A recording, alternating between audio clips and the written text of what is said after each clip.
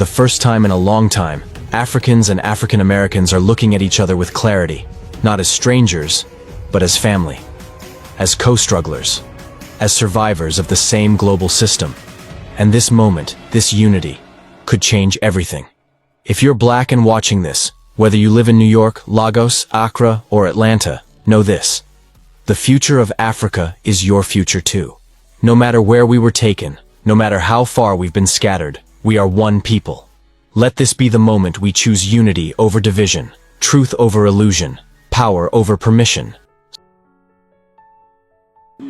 Every year, in their economic surveys, Burkina Faso is the poorest country, Mali is the poorest country, Niger is the poorest country. We are ranked among the last. Very well, if we are as poor as they say, but when the time came to take responsibility, we asked these masters to leave. Why don't they want to leave? When we take the case of Niger, for over 40 years, some countries have been exploiting uranium to produce energy for themselves. From Ottawa to Paris, the streets are lit up. That's the light. But in Niger, it's darkness that is served to us. When you go to our states, our lands are riddled with holes, everywhere in search of precious metals like gold, but often there isn't even the slightest accessible road to reach the areas where they exploit gold, let alone some basic social services. That's why we decided to revolt and take the destiny of our countries into our own hands. There are many other examples. But when we decided to do so, well, we were approached by some armchair slaves to deliver the message of their master, because they had created this kind of polymer chain that rises to the head of our states to serve them. And we came to break the chain. And it's inconceivable for them. They approached us and asked us to fall in line, to become part of the elite that must lead Africa. Because they have a trained and conditioned elite that they must follow, who are embedded in that chain. We refused, Bawafat, to fall in line with them. And from then on, hostilities began. They have infiltrated our areas with several mercenaries, trainers. Agents have descended into the Sahel, hoping to carry out barbaric, cowardly attacks against our populations, hoping to incite them to revolt. In addition to these on-the-ground attacks, communication attacks, manipulation, and disinformation are rampant in their ranks. But the people of the Sahel have understood, and never again will they be manipulated. They know where they come from, they know what they are doing, and they know where they are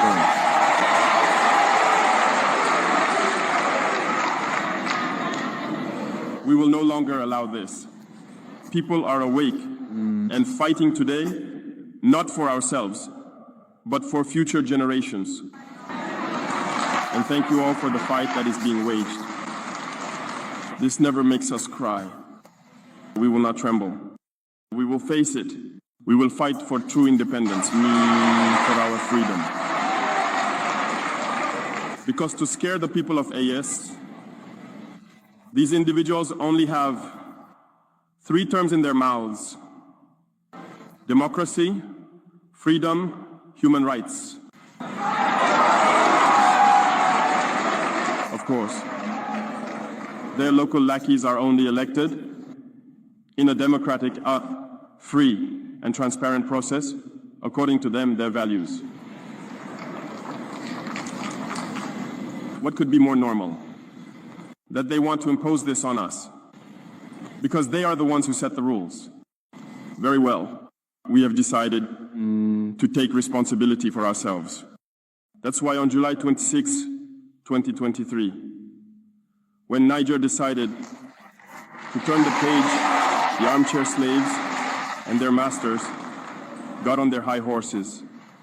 They put their local lackeys forward and decided to wage a war against the Nigerian people. So we said, anyone who dares to attack Niger will face us, because we will wage a relentless war to the last drop of blood against anyone who dares to attack our states. This statement, this decision we made yesterday is relevant today and will be relevant tomorrow and forever. Thus, the AES was born on September 16th, 2023, within a framework of mutual defense. But we deemed it necessary to extend and expand the architecture of the AES. What brings us together today should allow us to venture into other areas beyond defense, notably finance and economy, infrastructure, health, education, and so on. I hope that these moments will be a story we write for the AES, but especially for Africa and the entire world. May God enlighten each and every one of us. May God inspire us in these tasks entrusted to us. And above all, when we carry out our work, let us keep one thing in mind: the supreme interest of our populations. In a world where oppression often wears a familiar face, a powerful cry for unity is echoing across continents. From the streets of Washington, D.C., to the heart of Ouagadougou, Black voices are rising. They are demanding truth, justice, and a long-overdue reckoning. At the center of this growing wave stands a controversial figure, General Michael Langley, the first Black four-star general in U.S. Africa Command. And the question that haunts many: is he a symbol of progress or a pawn in a deeper game? This video isn't just about one man. It's about a movement. A moment in time where African Americans and Africans are beginning to see their struggle as one.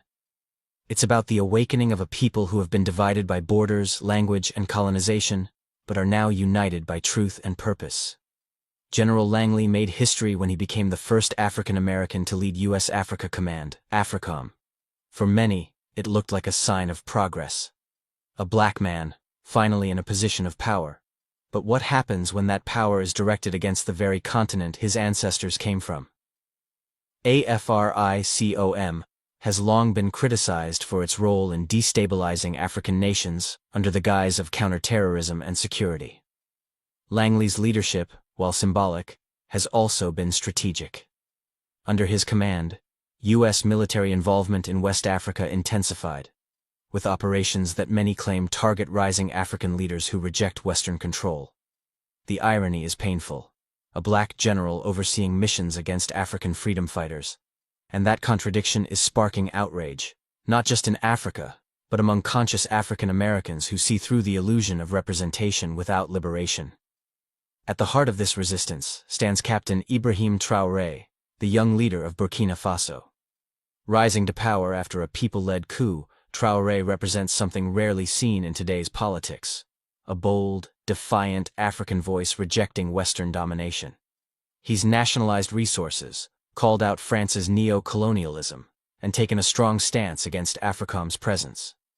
To many, he is a modern-day Thomas Sankara, unapologetic in his belief that Africa must stand on its own.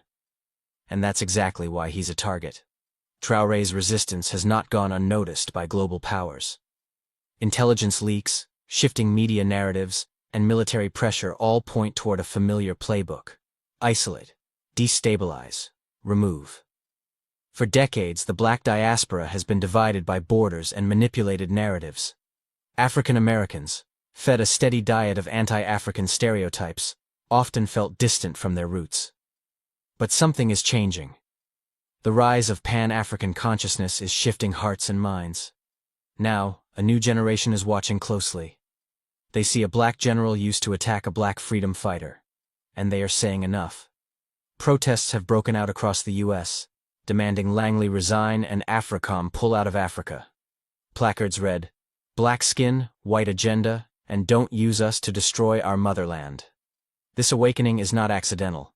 It's a spiritual resurgence, a realization that true freedom for Black people anywhere is impossible without freedom for Black people everywhere. Western empires have long mastered the tactic of proxy control, and in the 21st century, one of the most dangerous tools is representation without revolution. It looks like progress: a Black president, a Black general, a Black CEO. But when those figures operate within systems designed to control and exploit their own people, it becomes clear: this isn't liberation, it's assimilation. General Langley, whether knowingly or not, has become a symbol of this tactic. By placing a Black man at the head of AFRICOM, the U.S. government seeks to soften criticism and deflect accusations of imperialism. But more and more people are seeing through the illusion. It's not about skin color. It's about whose agenda you serve. And right now, millions believe Langley's agenda is not Africa's. What we are witnessing is rare: a global Black movement with shared consciousness. African Americans are rejecting the idea that they should cheer for any Black figure in power. They are asking harder questions. Who does he serve? Who benefits? What impact does this have on Africa? At the same time, Africans are recognizing that their fight for sovereignty can only be won if their diaspora stands with them. And that unity is beginning to take shape through social media, grassroots activism, and channels like Make Africa Great. Movements like the Pan-African League, African People's Socialist Party, and others are creating the foundations for a united front. A new Pan-Africanism, grounded not in slogans, but in strategy. Will Langley resign? Unlikely. But that's not the point. This protest isn't about removing one man. It's about awakening a billion. It's about dismantling the systems that prop up neo-colonial control, even when wrapped in Black skin. It's also about hope. Because for the first time in a long time, Africans and African Americans are looking at each other with clarity, not as strangers, but as family, as co-strugglers, as survivors of the same global system. And this moment, this unity, could change everything. If you're Black and watching this, whether you live in New York, Lagos, Accra, or Atlanta, know this: the future of Africa is your future too. No matter where we were taken, no matter how far we've been scattered, we are one people. Let this be the moment we choose unity over division, truth over illusion, power over permission. Subscribe to Make Africa Great and be part of the movement. I greet you all with deep respect, with revolutionary love, and with the fire of Pan-African hope in my heart. It's, David, truly an honor for me to speak today, but not just as a guest, not just as a voice, but as a fellow traveler, I would call it, on the road to African liberation.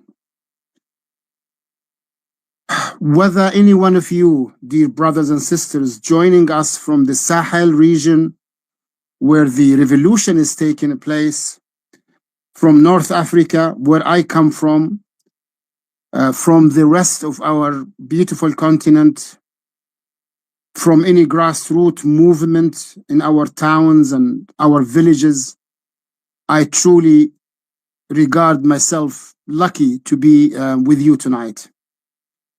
But I really must stress this, David, because I'm always scared of this one point. The revolution cannot be streamed and is not content on Twitter or Facebook or TikTok. We must make sure that we create a space for truth, a space for courage, and for actual revolutionary work. We are not here to repeat headlines. We are not here to sound smart. We are here to ask hard questions, tell honest truths, African truths, and affirm the dignity of African people everywhere. So, of course, I lived through the Libyan revolution experience. I was born in Libya in 1974, just 4.5 years after the revolution that was led by our great son of Africa, Muammar Gaddafi. And if you allow me, David, to make sure that I do not miss anything, I have prepared a few talking points that I believe will help to set out the discussion and the dialogue. If you say that I have maybe 7 to 8 minutes, I could go through them in order, and then I will be very happy to listen to the questions about Gaddafi, Libya, the empire, colonialist forces, what is happening now in the Sahel region. Would that be a fair plan ahead, or would you like to do it question, answer, question, answer? No, absolutely. Let's do it your way.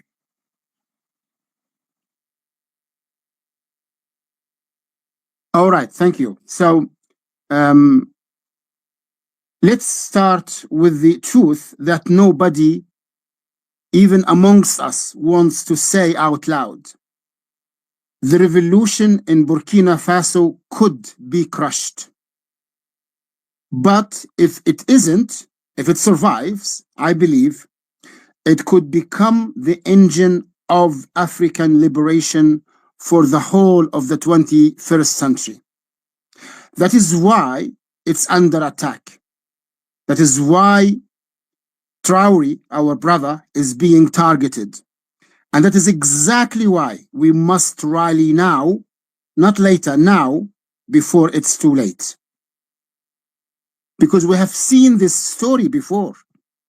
And I have lived it up close. I worked with the great Muammar Gaddafi. I spoke formally for him. He appointed me as his official spokesperson. I defended him on the international stage. I knew him personally, not as the caricature in Western media, but as a builder, as a visionary for Africa, as a true unifier of the continent. So let me, brothers and sisters, tell you clearly, Gaddafi was not killed because he was a tyrant. He was killed because he had a liberation plan for Africa. A dangerous, practical, and I would love to emphasize practical, continental plan.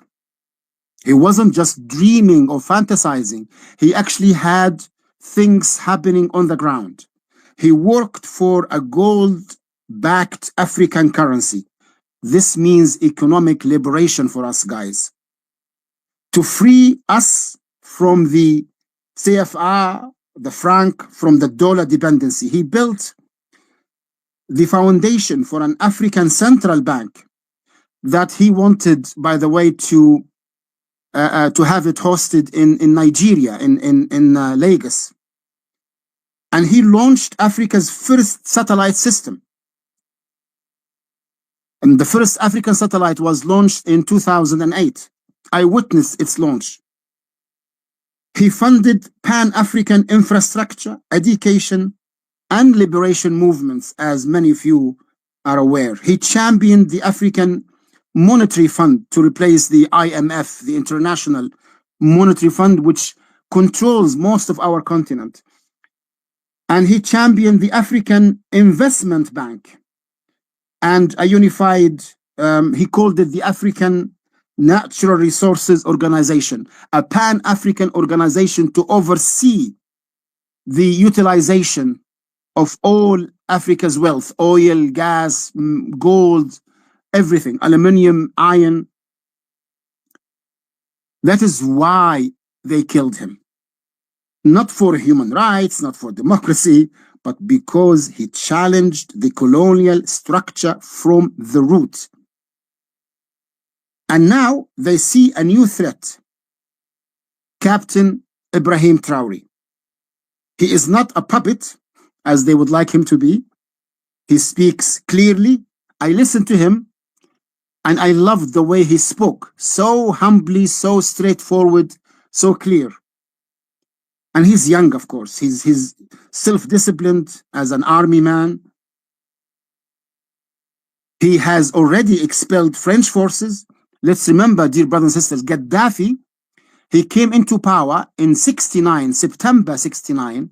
Within 7 months, he kicked all the American military bases in the country, all the British military bases in the country, all the Italian illegal settlers in the country.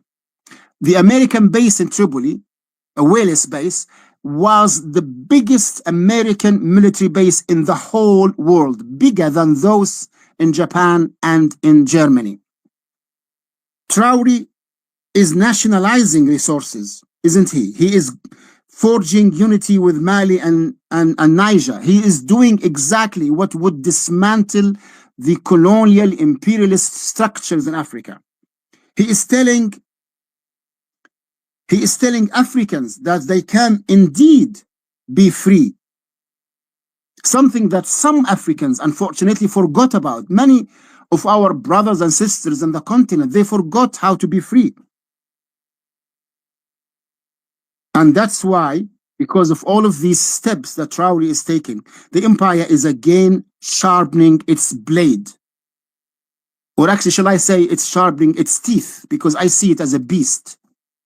A blade assumes that the empire is a human being holding a tool. I see it as a beast, sharpening its teeth. They are, of course, calling him a dictator. I listened to some French media. I listened to British media. They're calling Traore a dictator. Exactly what they called Gaddafi. They're calling him, they're accusing him of crushing civil society. They're saying that he is a threat to regional stability. Actually, dear brothers and sisters, if you listen to the French media and to the British media and even to the German media, you will notice how they repeat their talking points. Sometimes it feels that they are copying each other, as if there is some media planning room somewhere that is distributing these leaflets and these talking points to the media in Germany, Britain, France, Italy, and the States. What they mean by they say he is a threat to regional stability is that he is a disobedient African, the very kind of African they dislike and fear. And in the eyes of empire, disobedience, brothers and sisters, is the only real crime. Let's be clear, the West doesn't care if a government is elected or installed by tanks. It only cares whether it serves Western interests. You can be a dictator if you want. Many friends of the West are dictators in the Middle East, in Africa, in Asia. As long as you serve their interests, you give them the wealth of your country, you obey their political and military orders, you are their beloved friend. We, of course, know that it's not friendship. It's being an agent for foreign powers.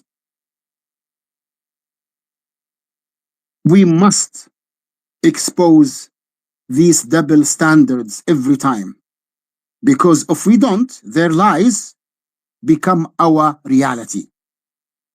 And the most dangerous of these lies is, and I want David to for this point to be one of the main discussion points, divide and rule. This is the oldest trick in the book of colonialism. They divide us into categories. They create Arabs against sub-Saharan Africans, Muslim against Christians, Tuareg against Fulani, Berber against Bambara. Those divisions did not come from us. They came from colonial maps and imperial strategies. In our history, dear brothers and sisters, and this is something I really would love to emphasize tonight, our history tells a different story from this division. I will give you an example. Omar al-Mukhtar, the national hero of the fight against the Italian colonial army in Libya. He is our leader in the fight against the Italians in the first quarter of the 20th century. He fought in Sudan. So he fought the Italians in Libya, but before that, he fought the British armies in Sudan in the late 19th century, and he fought against the French colonial army in Chad and Niger, and some reports mention that he might have been even further away in Mali. And then when the Italians came to his home country of Libya, he went back to fight them. He had a pan-African fight against colonialism. Emir Abdul Qadir, who is the liberator or the fighter for freedom in Algeria, when the French came in the 1830s, his army of freedom fighters consisted of Arabs, Berbers, and Sahel Africans who joined him to fight against the enemy of Africa. The same history we have with Abdul Karim al-Khattabi, who is the freedom fighter of Morocco, who had a huge following from Morocco down to Mauritania. And in his army of freedom fighters were African blacks and African browns and Arabs and Berber and everyone. So we must make sure that we tell our story. Narrative is part of liberation. Narrative. And that's what you are doing, David and Ali and all of your comrades. You are establishing a narrative for freedom, for liberation. And this is part of the fight. And let's remember as well, even in our modern history, when Africans stood up to fight for liberation after the Second World War in the 50s and 60s and 70s, African countries that gained independence first immediately helped other countries. So you have Nasser of Egypt, who was a great Pan-Africanist who helped revolutions in many African countries. We have Ben Bella and Boumediene of Algeria in the 60s and 70s. We have Gaddafi, of course, as you all know, how he helped the freedom movements in Zambia, in Mozambique, in Angola, in Uganda, in South Africa.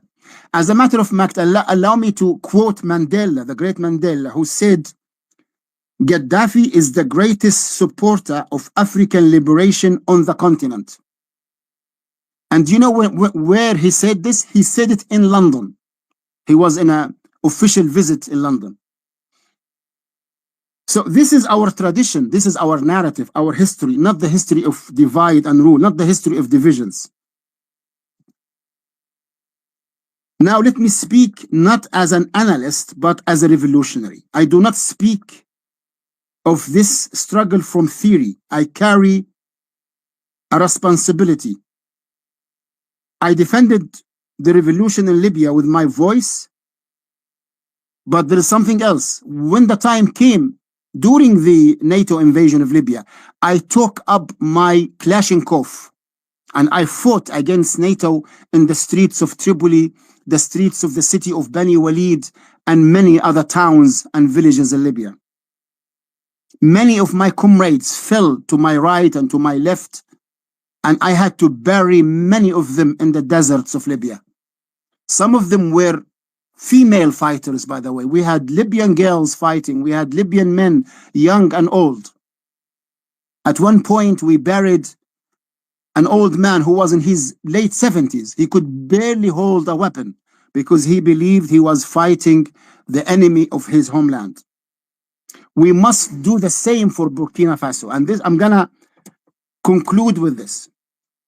Our stand with the revolution in Burkina Faso should take all faces and all dimensions. It should be a stand in the war, in the battle of the media, in the battle of society, in the battle of the military, and in the battle of the hearts and minds. And to do so, dear David, and I say this to all of you, brothers and sisters, We must not repeat the mistakes committed or made by our great leaders, whom we respect, even by Gaddafi and Lumumba and others, Nkrumah and Nyerere and Samora Machel and Kenneth Kaunda and all of the great leaders of African liberation from the south and the north.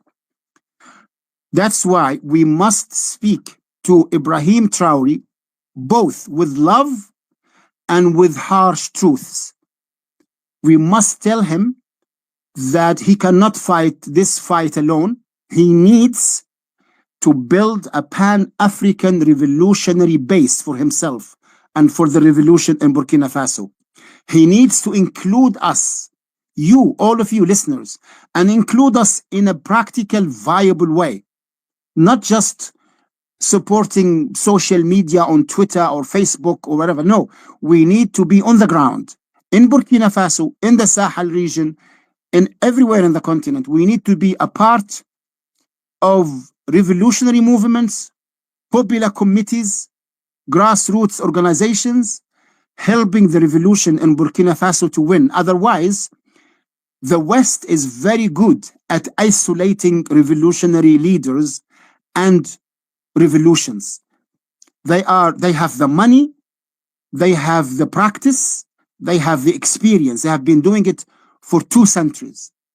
And I can see that they will be able to isolate and defeat the revolution in Burkina Faso unless our brother Ibrahim Traore comes out and reach out to all of us and lead a revolution that is bigger than Burkina Faso, a Pan-African one. I hope our brothers in Burkina Faso will listen to us and will reach out to all of us and engage us in a truly revolutionary project for all the continent of Africa. It's time for us, brothers and sisters, to fight, not just with our voices, but with our arms, with our hearts, with our minds. Thank you very much for listening to me. Thank you very much, Dr. Ibrahim. And I think at this point, I'm going to bring in Sophie Mokoena into the conversation. So for those of you who don't know, Sophie is the senior Africa editor at SABC, which is South Africa's premier state-run broadcaster. And she's blessed us with her presence today. Sophie has a very well-known Pan-Africanist social media presence, which is quite unusual for a journalist of high profile in Africa. There are not many of us who are brave enough to do that. And I'm very happy to have her here. So, Sophie, you've seen, and obviously we've communicated before the space, and you have an idea of what the speaking agenda is. So, what would you like to speak on specifically? Well, thank you so much. I think, as you pointed out, for me, I want to speak as a historian or someone who has documented events and incidents that can make us understand what is happening and perhaps how to avoid the mistakes of the past. Because the speaker before me spoke passionately about Muammar Gaddafi, I met Muammar Gaddafi in Durban in the year 2000 when there was a launch of the African Union in Durban, South Africa being a host. And South Africa was the first chair of the African Union, moving from the Organization of African Unity. And it was a short encounter in terms of seeing him up close, and I just posed one question, because at that time there was a contestation and there were reports that there were leaders on the continent who were opposing the launch of the African Union because some had reservations in terms of the shape and form.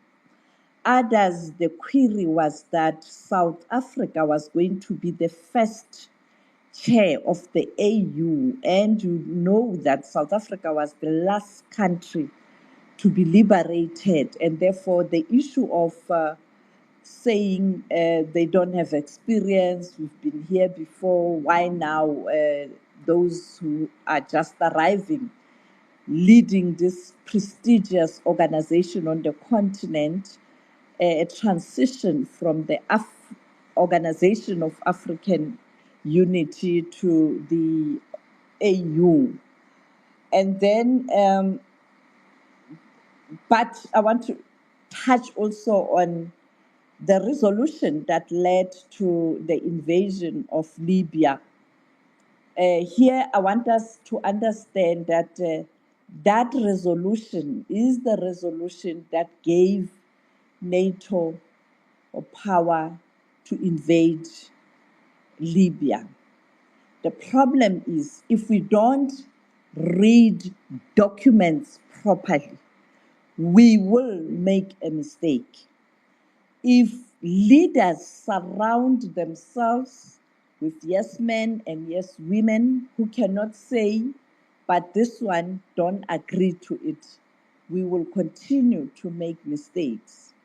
The biggest mistake that was made was when African countries supported that resolution and later came back and said, we didn't understand certain clause and that they meant invading Libya.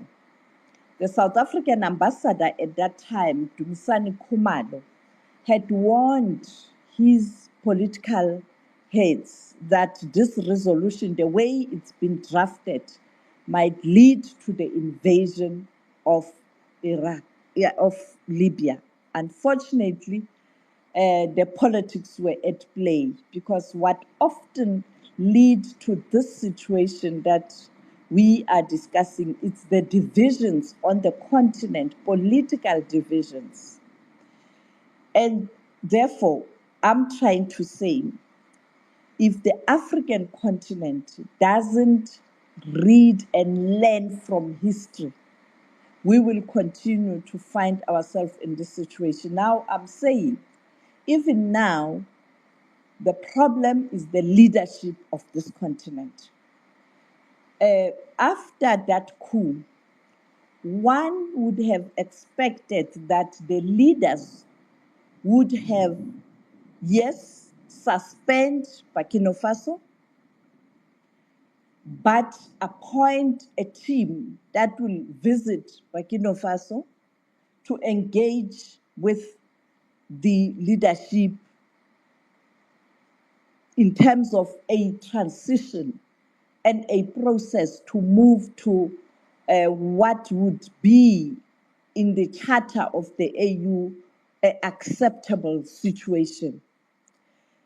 The previous leadership of the AU, when there is or when there was a coup in any country, they were quick to ensure that you move that country to normalcy so that you can have elections and quickly bring back the country into the fold so that you can continue to guide and help that country.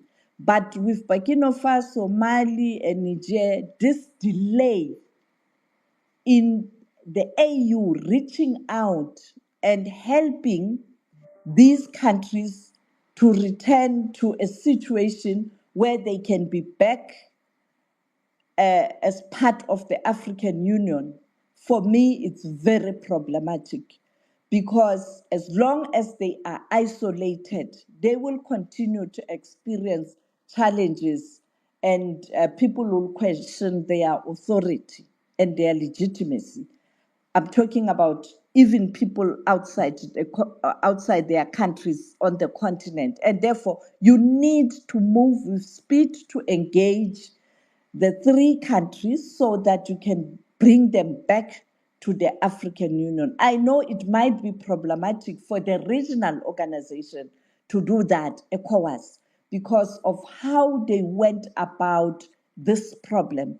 They were quick to threaten military intervention, which made these young generals to take a hard line. And therefore, you need perhaps people from outside the region to assist them and to engage them. I will move to what the former South African President Thabo Mbeki said about that situation in the Sahel region.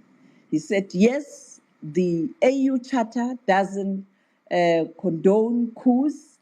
They have to be suspended, but we must ask ourselves hard questions. What has led to the 3 young generals taking power the way they did? Address the cause, not the symptom. And therefore, that speaks to the AU having to take a lead in assisting those countries to come back in the crawl so that all countries can engage them. And as you can see, some of them are very young, and therefore you need also senior leaders on the continent to help them to normalize the situation in their countries so that everybody can be able to engage with them freely. Now, the issue of threatening military intervention led to a situation where ECOWAS now cannot go back and engage them because that decision was just a stupid decision. You don't threaten people with military if you want to help them. Let's take, for an example, again, I'll base my example on what I know best, the story that I covered extensively. I have spoken to the former South African president on many issues, even privately, just to learn, because I gain experience by engaging people. I'm not a reporter. I learn. I'm a historian. I want to tell history. And I engage with everybody so that I can also capacitate myself with knowledge. When there were problems in Zimbabwe, the then Prime Minister of Britain, Tony Blair, wanted South Africa, to consider a military intervention in Zimbabwe. The very same former South African president refused, and he said Zimbabweans themselves will find a way to resolve their problems. You can't come with military intervention because ordinary people are going to die, and already ordinary people are dying.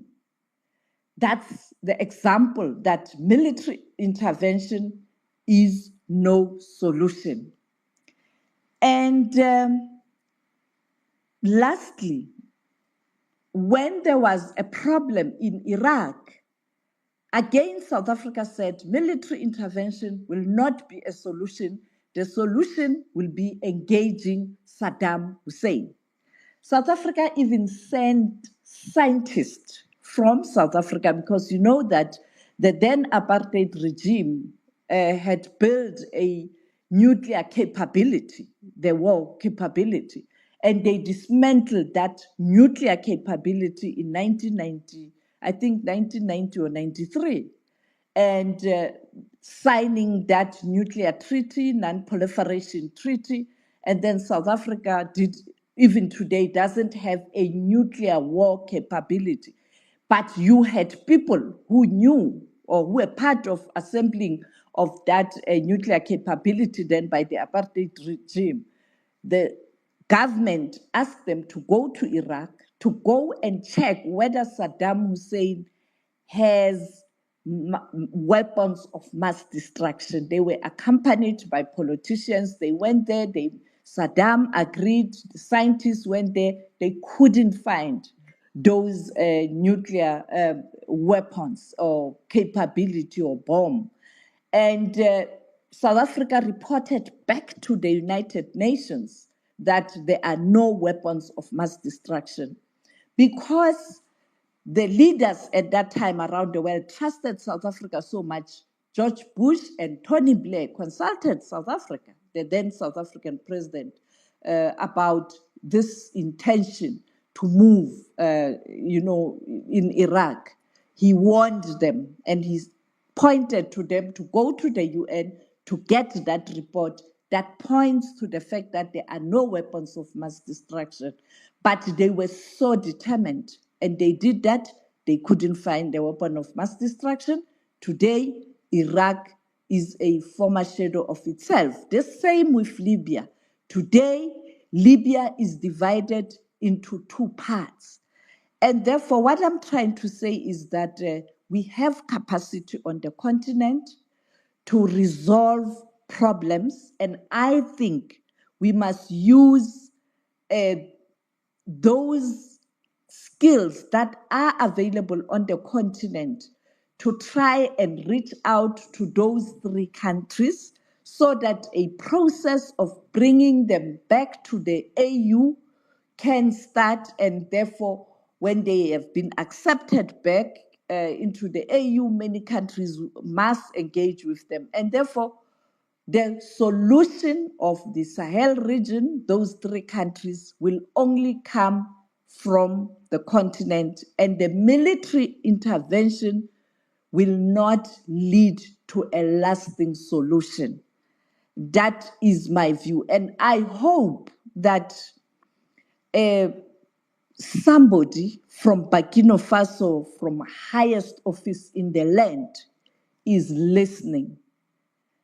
I hope the AU, through its Peace and Security Council that has been weakened by the reforms, is listening so that they can do the right thing as it's being explained in the AU Charter in terms of what needs to happen to address a challenge where a country experience a coup, to ensure that that country is brought back into the continental body so that all countries can engage that country.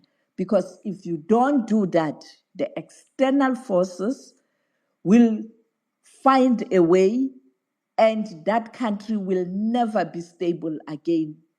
Example, Libya and Iraq. Thank you.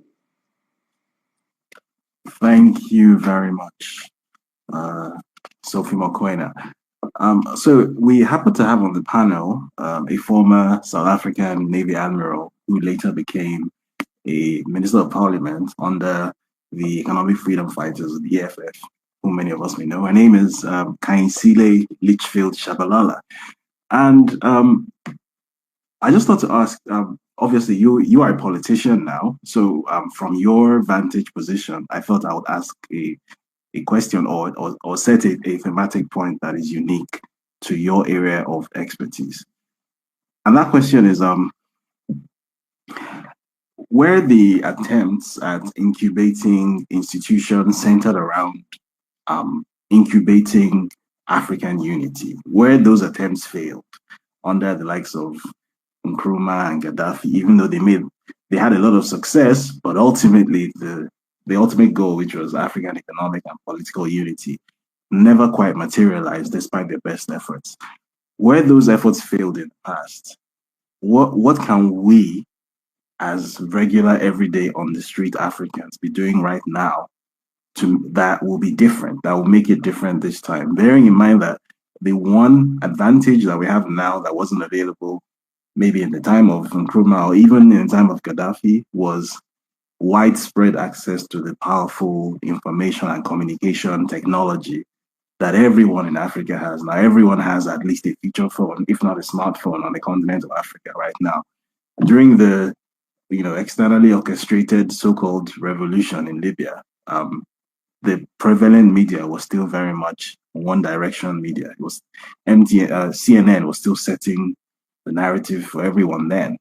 That's not the case anymore. Social media now does multiples more sort of engagement than any unidirectional media. So multi-directional media has taken over, and we've seen evidence in places like Nigeria and Kenya that multi-directional media has the capacity to foster some form of decentralized, I don't want to use the term revolution, but it has that disruptive capacity. So what can we be doing now that will make our efforts at fostering African unity successful now, where the giants of the past failed, or weren't as successful as they would have liked to be.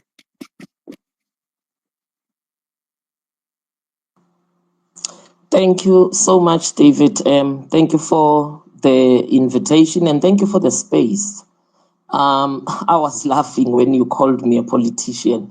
I think I'm more a guerrilla and a sailor or a soldier more than I am a politician. I'm a former liberation fighter in South Africa. I'm the first female admiral in South Africa. And I think while I'll answer a political question, just allow me to speak from a military perspective in an attempt to answer you. Whatever Nkrumah, whatever Nyerere, Amilcar Cabral, Patrice Lumumba, whatever it is, Sankara himself, whatever it is that they started, for me, failed because we are not a definition of a free people. And for as long as we continue to define ourselves as free, we are misdiagnosing the problem. And that's why we are not solving it from Ghana 1957 to date. See, there are three things that make a state. Yes, they come from the UN, but I think they are true to what makes a state. And the first one is territorial integrity. And from a military perspective, we have a term that says, in a war between two forces, you win by winning ground, meaning you take a town, you take an area, and when you've taken it, you are supposed to be able to hold that ground, meaning you're supposed to be able to defend it. I put it to all of us in this Twitter space now that there's no African country that can defend its territorial integrity. The three Sahel countries now maybe are trying, they are on the journey too, but they are also not there yet. Let's not fool ourselves. I always joke and say a country as small as Belgium can take on a continent of over 1 billion people called Africa, but they are just a minute country in Europe. So we don't have territorial integrity, which is why Libya could be attacked and a sitting president could be killed like a dog in the street. Same thing with Saddam Hussein, even if it wasn't an African country. But I mean, what happened there can happen in any African country. And that scares our leaders. Let's not fool ourselves. They get scared because they look at that and they look at, let me just do my 5 years or my 10 years and leave this mess for somebody else. Because I'm not going to be the president under whom the Marines marched at the capital in 2 weeks' time and the whole country was taken. Because we shouldn't fool ourselves. There's no language the West understands except the military language. So we don't have territorial integrity, David. Secondly, because we don't have territorial integrity, we don't have national sovereignty. What does that mean? It means the ability as a government to defend your people. We can't defend our people. Gaddafi tried, but he still couldn't defend Libyans because we haven't built defense forces. We allow these people to tell us we shouldn't have nuclear weapons. I don't understand how we fell into that trap between you and me. That's why they will never invade India. They will speak from the sides. They will never invade North Korea. They will speak from the side. Those are nuclear states because once you become a nuclear state, they don't speak to you, they speak with you because they know that if they go to war with you, it's not just the end of the two countries concerned, it's the end of the world. So they can threaten like they're doing with Russia, but they will never invade your country. They can try, proxy war like they did with Ukraine, but still, they didn't support Ukraine to the maximum with everything Ukraine needed to win that war. Because they know, they are like tap dancing around the issue because of the presence of nuclear weapons. So we don't have national sovereignty, David.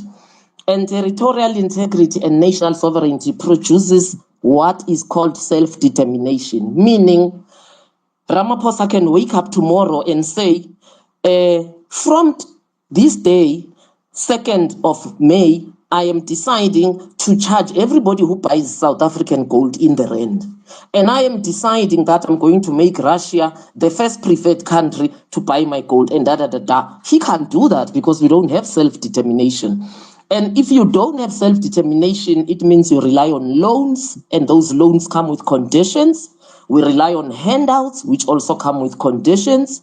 We rely on foreign direct investment, which is like it's cow dung. I don't want to be insultive, so I've invented this word, to replace the other word, which we all know. I call it cow dung. It's the most nonsensical way of running an economy. Foreign direct investment in the first place, you are already moving like from zero when the other people are already on 1,000. Because if you want foreign direct investment, it means you are saying the dollarization or the euroization or the poundization of your economy continues, and your local economy continues to suffer because the exchange rate is not the same. So this macroeconomic policy is what holds our leaders, at bay. It's like it holds them at ransom, because we don't have the other two things. So we don't have integrity of our territory, we don't have of our nations, therefore we don't have self-determination. And if you were to ask me then, where did those leaders fail? It would be exactly there, because they try and they are radical in the beginning. If they don't get killed in broad daylight like Sangara or Lumumba, or they get cooled like Nkrumah and they die in isolation, or if they die on their own like Nyerere, but by the time Nyerere himself died, he had toned down on his rhetoric on Pan-Africanism, because you realize that you are isolated, and in your isolation, because you don't have self-determination and territorial integrity, and therefore you still rely on their macroeconomic policy, meaning you need them to come and invest. You need the IMF. You need the World Bank. You need the European Union. When my brother Musa Ibrahim was talking, and God bless you, Musa, for what you did in Libya. You did your part. The Aluta continua, the struggle continues. I looked at what we call the African Development Bank, and I was like, for interest's sake, who's funding it? I mean, member states, we know member states aren't even contributing enough to the AU. And not because some of them don't want to. There's just simply no resources. I mean, if you look at the dollar exchange with some countries in this continent, it's 1 to 1,000. How do you expect those countries to be contributing to anything other than government just trying to run to survive for the day? But I looked at who's funding the African Development Bank. Yeah, it said member states, which I know it's nice to see. But who else? Because I know the bulk of that money cannot come from member states. European Union, IMF, World Bank, the same people who fund the AU. The EU, how can a continent fund another continent? A continent of former colonizers is funding the EU. The EU is funding us. And then I looked at NGOs in Africa funding them. Same funder. You have the Gates Foundation, you have Ford Foundation, you have the African, you have the World Bank, the IMF, you have all these international institutions, and then the EU again. So I think we fail because we are refusing to raise resources domestically, David.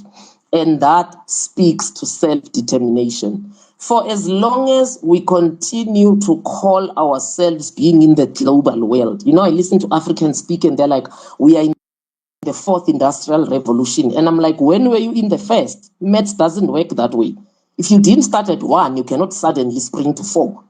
You can't have a PhD if you didn't do your undergrad and you don't have a master's. It doesn't work that way. So we were never in the first. The first was about our exploitation. In fact, the first was run because of the exploitation of African resources. So we went in the first, therefore we are not in the fourth. So for as long as we continue this fallacy and deception, David, of being free, it was the so-called South African Freedom Day on the 27th, just about 3 days ago.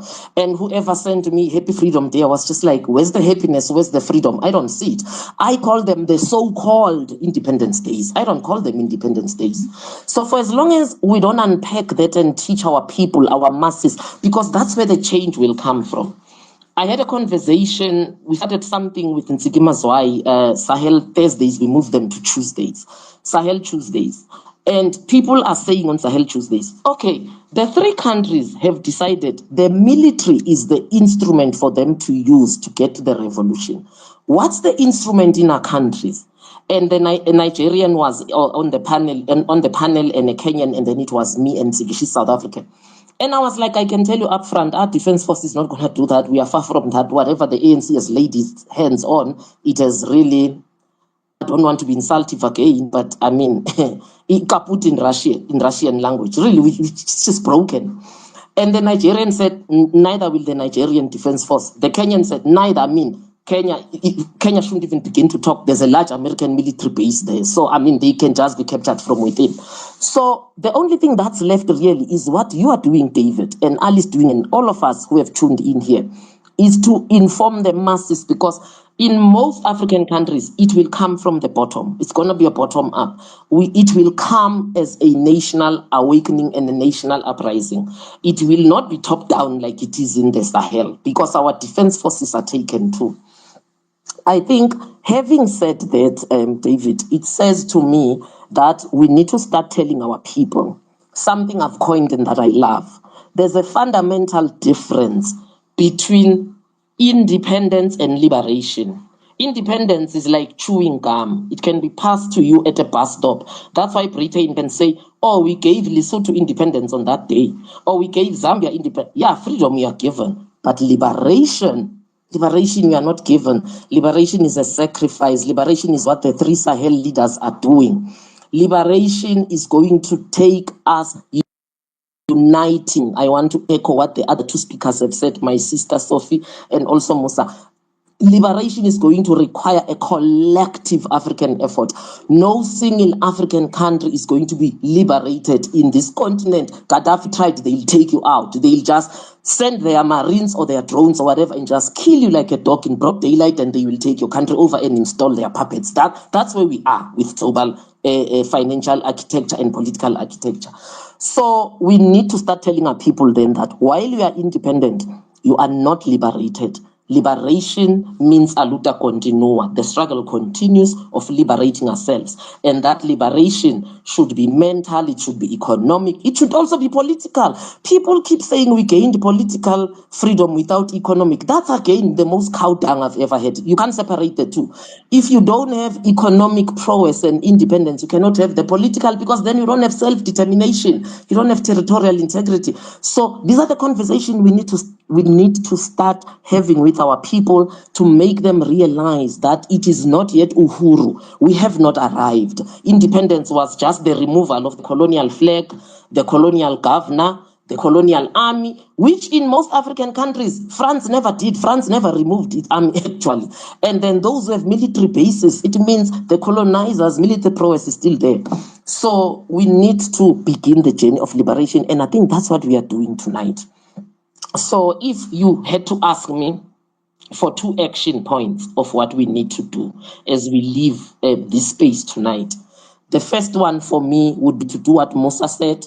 Can we stop sharing everything on social media? There is no general that shares their strategy with the enemy. Now I speak again as a guerrilla and as a first female admiral. There are things that don't belong in public of the things that we are going to be doing. Here, we are just opening the minds of the masses. We shouldn't be sharing our strategies here. 2, the second thing that we need to do is to build the movements within our countries. I've had the pleasure of meeting Captain Traore, by the way, last year, July. And it was actually a very simple thing, I just felt that, hey, while we don't want you to die and we want to protect you with our all might, but I want to know that you lived during my time, and I made an effort, personal effort, to come and meet you. So I met him and he gave us 30 minutes and he listened to everything we said. And I can tell you, the one thing he said was he acknowledges that there is no revolution in Africa that will survive on its own. So for us to support the 3 Sahel countries means we need to start doing work in our own countries. We need to ensure that our countries are also beginning the path of liberation, that we are not stuck at independence. And currently, most of us are stuck there. So that would be my second action point, David. Can we start in our own countries to build the movement that is required, so that these small movements within our countries will then emerge to be a bigger movement? But the hows and the whatever, it's not something I can share here. We shouldn't do it. We would be foolish. And I think I agree with Musa. Musa was correct. It does not belong in social media. I think I'll leave it at that, because we are a lot of panelists and people must still ask questions. So I think I'll leave it at that. And thank you so much for the space. Thank you very much. Is it Doctor? Is it Mrs.? I don't want to mess up your salutation. That was Kanyisire Litchfield Shabalala. So I actually tell people this. I don't care about the salutation. I always tell people I'm Dr. So-and-so, but I very hurry to tell them that the only reason I did my doctorate was that when I walk into a room of clever blacks, they don't start saying who's this. But I can tell you upfront, there is nothing that I know about my people that I learned from this education system. Thank you, David. Thank you very much. That was a very powerful submission, and I'm hoping to come back to you later in this conversation. But I'm going to bring in Kim Heller into this conversation at this point. David, just a quick Yeah. one. Yeah. I know Kim is going to come up next, but I'd just like to acknowledge some of our leaders that have joined this space. I mean, I call them leaders and brothers at the same time because these are some of the people that have to bear with my frustrations in my moments of anger. I call them, I shout, I scream, and as leaders, they just sometimes let it slide. So I can see our brother Clayson from International Relations. He's there. He's one of us. He's a listening leader. I see the former minister in President Mugabe's cabinet, Sevia Kasukwere, is there. And many of you guys, I see Levi, my brother is also there, he's listening, Comrade Temba Godi, and all of you guys. And I think this should be a beginning of something huge that can truly move this continent forward. I see, is it Dr. Matanga? I think hopefully, you also give him an opportunity to speak. Yeah, so I think, I mean, all of you could have been doing other things at this hour, but for you to be here, to be listening to our lived experiences, I mean, to hear our sister Sophie narrating some of the things that she has covered. And also not to Sophie, I mean, I'd like to thank her personally for calling me to order, in moments when I go rogue. I mean, I don't know how many times she has called me and said, please delete that. How can you say that? So sometimes when I do that, I deliberately switch off my phone before she calls me. So I would like to say, welcome. I mean, this is your platform. This is your moment. Me and David, we say a lot of things on our timelines, and I don't really have much to say, but let this platform really bring about an African revolution, not just another Twitter space where people will come and talk and nothing happens out of it. Thanks, David. Okay, thanks, Ali. Thanks for putting me on blast as well. Okay, so we're bringing in Kim Heller. Kim is a writer. She's the author of a book called No White Lies. If you haven't read that book, you really should. You just Google it. It's available, I think, on Amazon. Now, based on you, Kim, based on your specific experience, well, I don't want to say as a journalist, but as a public intellectual who writes about this sort of issue in Africa. I thought that it was very interesting that the three coups in question, which took place in Burkina Faso, Niger, and Mali, they all took place within the 3 to 4 year period, within 48 months of each other. And they took place roughly around the same time that coups also took place in Guinea, in Gabon, and in Chad. Now, the coups in Niger, Burkina Faso, and Mali have got all this attention, and Ibrahim Traore in particular is receiving all of this scrutiny. Meanwhile, this sort of scrutiny is supposedly based on the idea that these are military men who are not supposed to take power. They illegally took power in a push, in a coup. They're illegitimate. They're trying to impose themselves on the people. They should leave power immediately, conduct elections, and all that stuff. And that.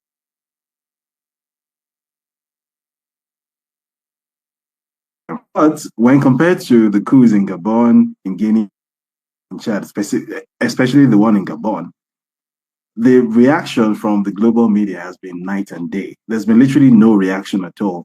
I think it's actually fallen into a sort of narrative memory hole where people barely even remember that there was a coup fairly recently in Gabon. I think this was in 2023, where the person who purported to be elected supposedly was taken out by the military, and the military person who was responsible for that has just perpetuated himself in power, held an election where he supposedly won, was it 90% of the vote or something, and supposedly he's the elected president now. And apparently there's been no scrutiny whatsoever. So I just thought, from your point of view, how interesting do you find it that there's that discrepancy? And I'm not going to ask you why is there a discrepancy, because I think the answer is obvious. But from the point of view of someone who writes about this kind of thing, and especially from the sort of Western gaze, um, how what has been the basis of that disparity in sort of global reception between these two things? And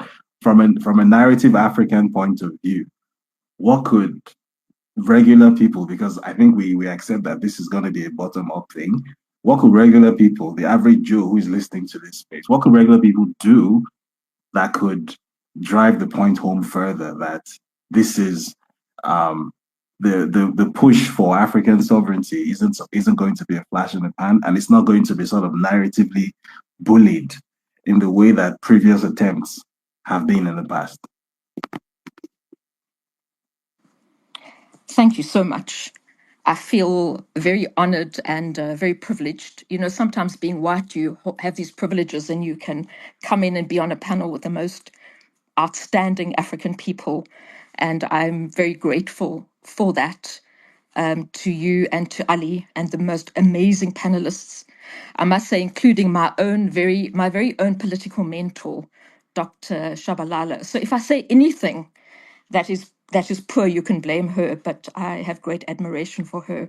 And to so many friends across the continent that I see, Mudge, Kenyan in Germany, so many people. Clayson, you're looking at me and I'm anxious that I'm going to say something that you don't like. And Apostle and the beloved EFA fighters who have stolen my heart. You know, your question is absolutely critical, David. And I think we have to ask and I didn't acknowledge Musa. I've never heard such an outstanding speech, and I'm absolutely captivated. It's such an honor to even be in your presence. You know, we shouldn't be surprised at the response of the West, because whiteness, white control is a beast, it's a monster, and it works 24 hours a day to ensure its omnipotence over the continent. And bizarrely, the chains that we see today are as brutal as those under colonialism. Now, I think the Honorable Musa had said this earlier, that as long as the system or the people in Africa, the leaders, serve Western interests, they don't care actually about what form of democracy or not is taking place. They do not care about dictatorship. They do not care about the violation of human rights. As long as it works side and side for the Western agenda, for whiteness, for white supremacy, they will tolerate anything. And I think that raises some critical questions for a young generation. Is we need to unpack, perhaps thinking is the most revolutionary thing we can do, to try and get out of a paradigm where the African is still second in his own country and her own country, a second-rate citizen to a white sector like myself, and to horrible chains of capture through debt and other things, which many people have unpacked. So what I find interesting, so they wouldn't be worried about the coups that are probably sponsored by dollars and complacent leaders. What the West loves best is compliant leaders who go and curtsy to their Western masters. And unfortunately, in South Africa, we have a leader like that who rushes off to the UK, for a wedding or a death of a former colonizer. Even in South Africa, we have the ANC government virtually handing back power to whites. It's unbelievable. So, but what this does, it creates an opportunity for revolutionary people to shift the world, because Africa is the world. Donald Trump may think America is, but the future vests in Africa. But the future of Africans will depend on their actions now.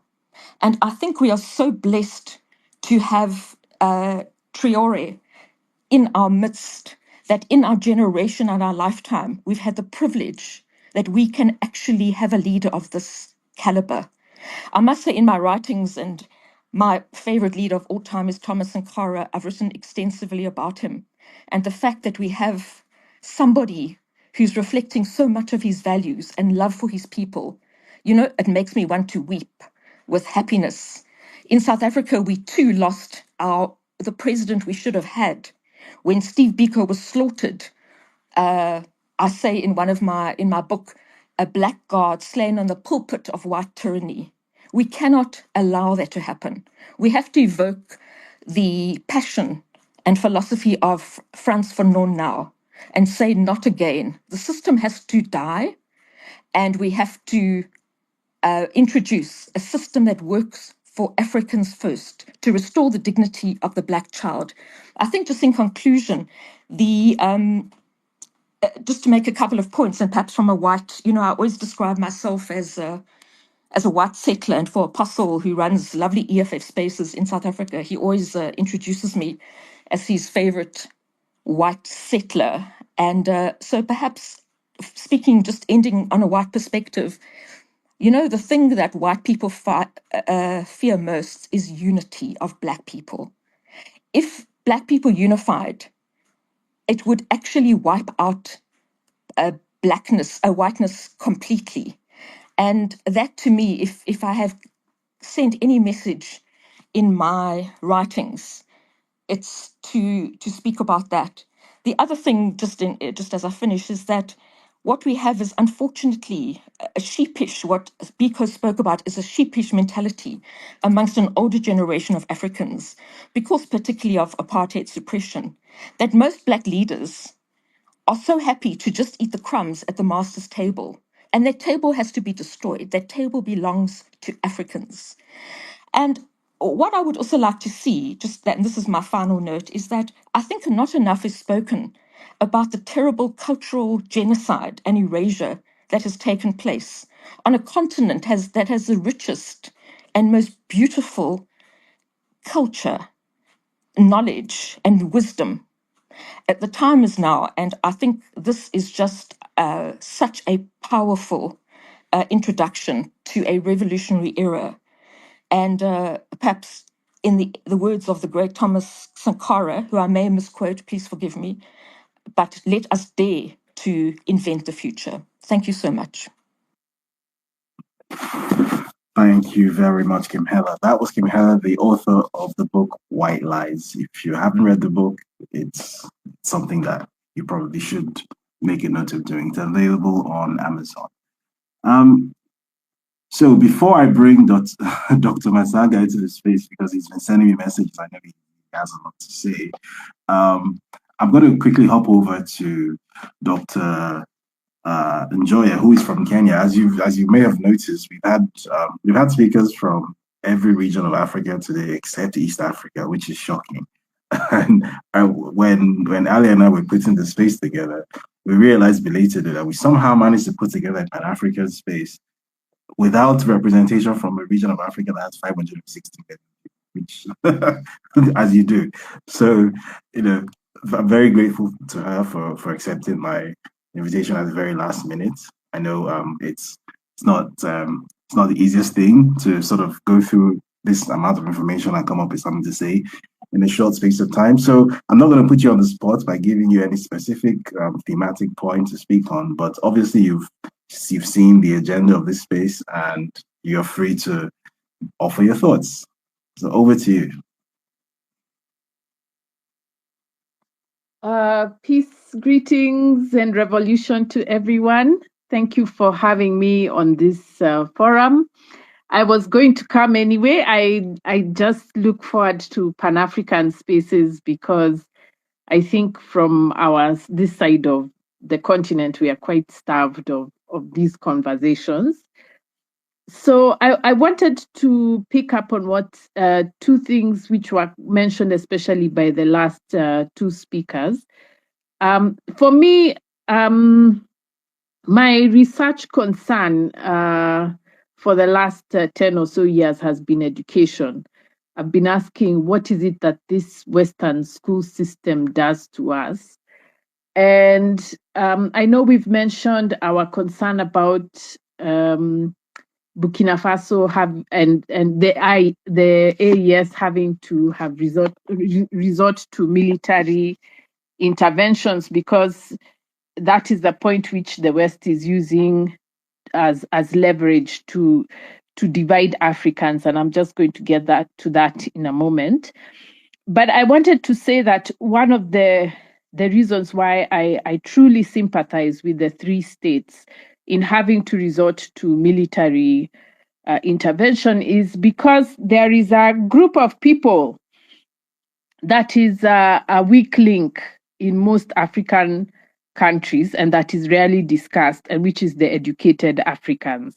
The Africans who have been to school, who have been raised to expect that their education makes them deserve to be rewarded by the society, and especially through the state. And even Ibrahim Traore has talked about this. He calls them les esclaves de salon, sort of like the slaves of the salon, the people who think that they are so educated and they are the ones who should advise the rest of the uncivilized Africans about what to do in the modern world.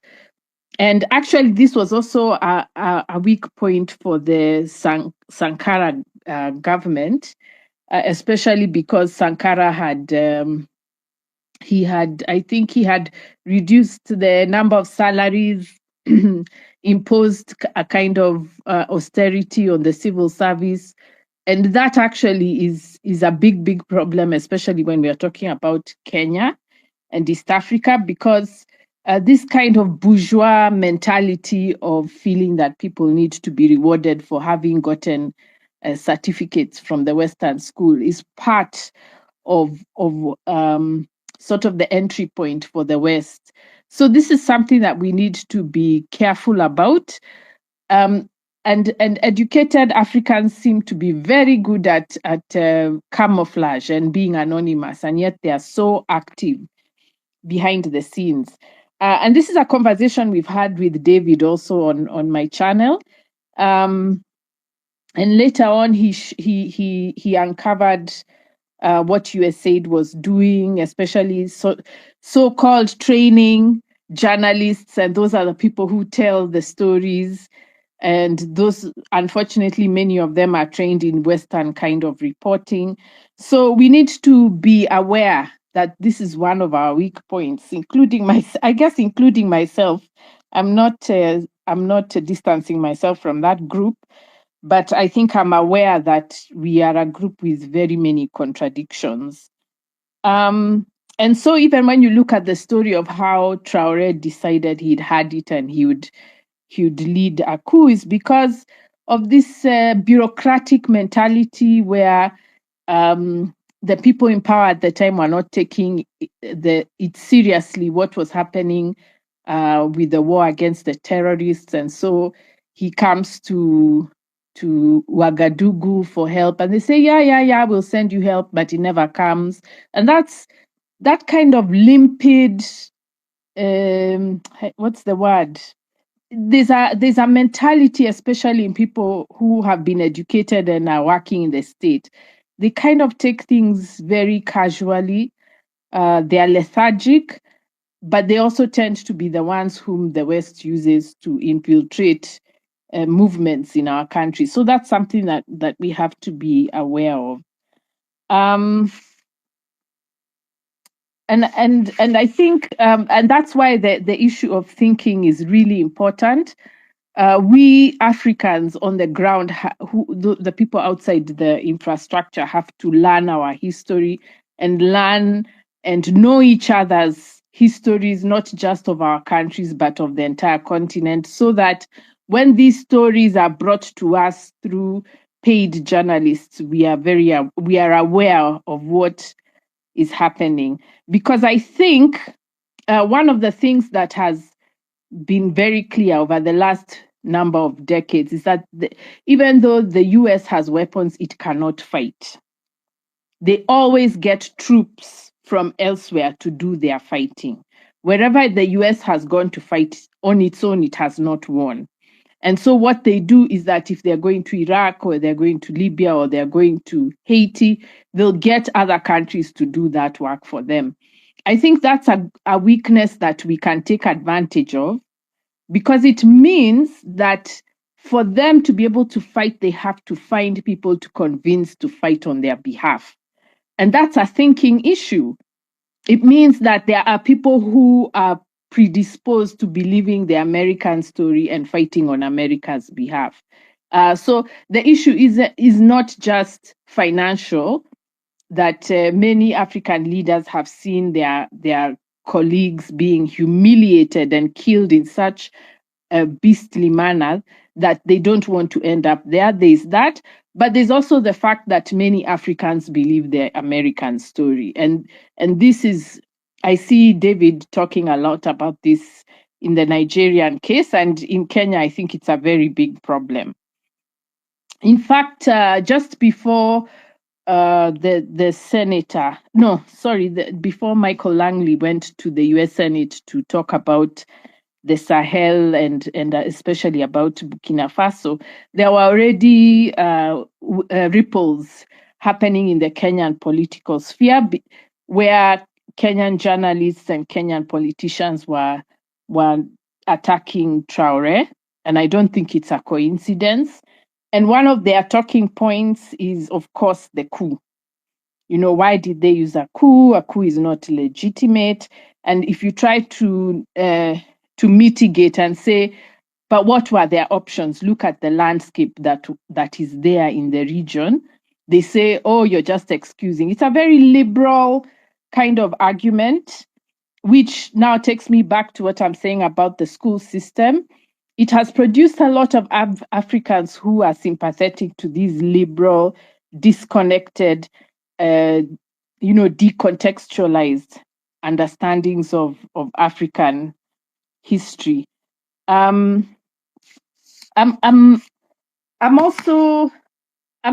think Kenya is a country to watch, partly because we are a very psyoped country.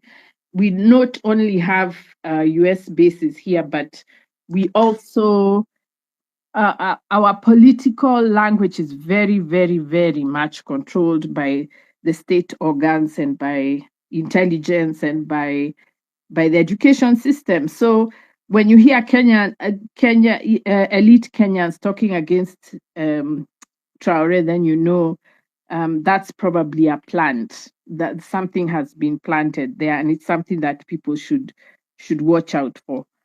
I think, let me just finish by saying how excited I am by this moment to see Africans coming together on one issue. We have talked about this, dreamt about it, sang about it, and yet on yesterday, people came out in Jamaica, in the US, and in different capitals of Africa to support what the Alliance of Sahel States is doing.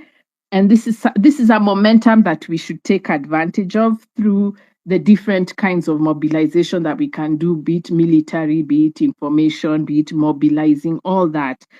And I think it's really important. I think Dr. Ibrahim said this.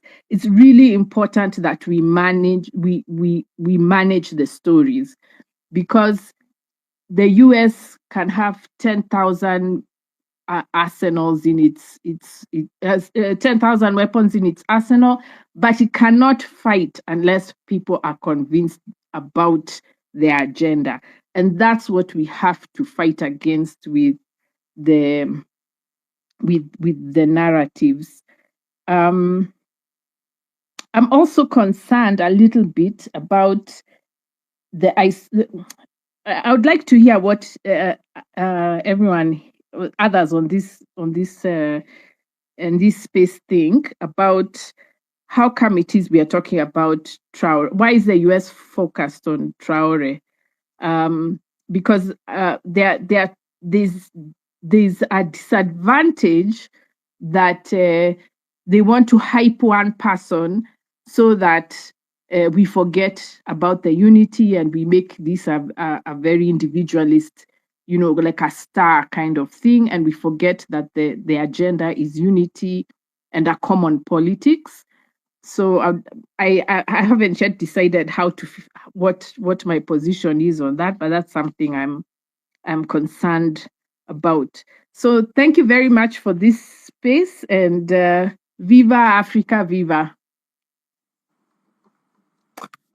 Thank you very, very much, Dr. Njoya. And before I go to Dr. Masanga, actually, I don't know if he's still on the space. He appears to have dropped off. I'm going to put Ali, my co-host, on the spot here. Now, obviously, you work in media, so I think you are best placed to answer this question that I'm going to throw at you. And this question has to do with weaponization of media and civil society spaces in Africa. Now, I'm sure we don't need to go over how USAID and associated organizations have essentially seized full control over most of what we think of as journalism in Africa and civil society spaces as well, and how that has been used in multiple ways and on multiple occasions to carry out both soft and hard regime change operations, to shape policy, to basically interfere with the internal workings of our countries from top to bottom in every conceivable way, up to and including deciding who the head of state should be. Now that we, the regular people, happen to have a weapon that can be used in response, which is the internet, multi-directional media. Now that CNN and the BBC and the Voice of America no longer set the narrative for the world, and in fact, thanks to Mr. Trump, the Voice of America doesn't even exist anymore. Now that we have a sort of window of opportunity, because it seems as if the empire is in a period of flux. There's a bit of infighting going on, and we have the weapon that we have. Over the next, say, 24 to 48 months, practically speaking, what can we do to push this forward? Well, I didn't see that one coming, but I will give it my best shot. I think I need to put it out there that there is no independent media anywhere.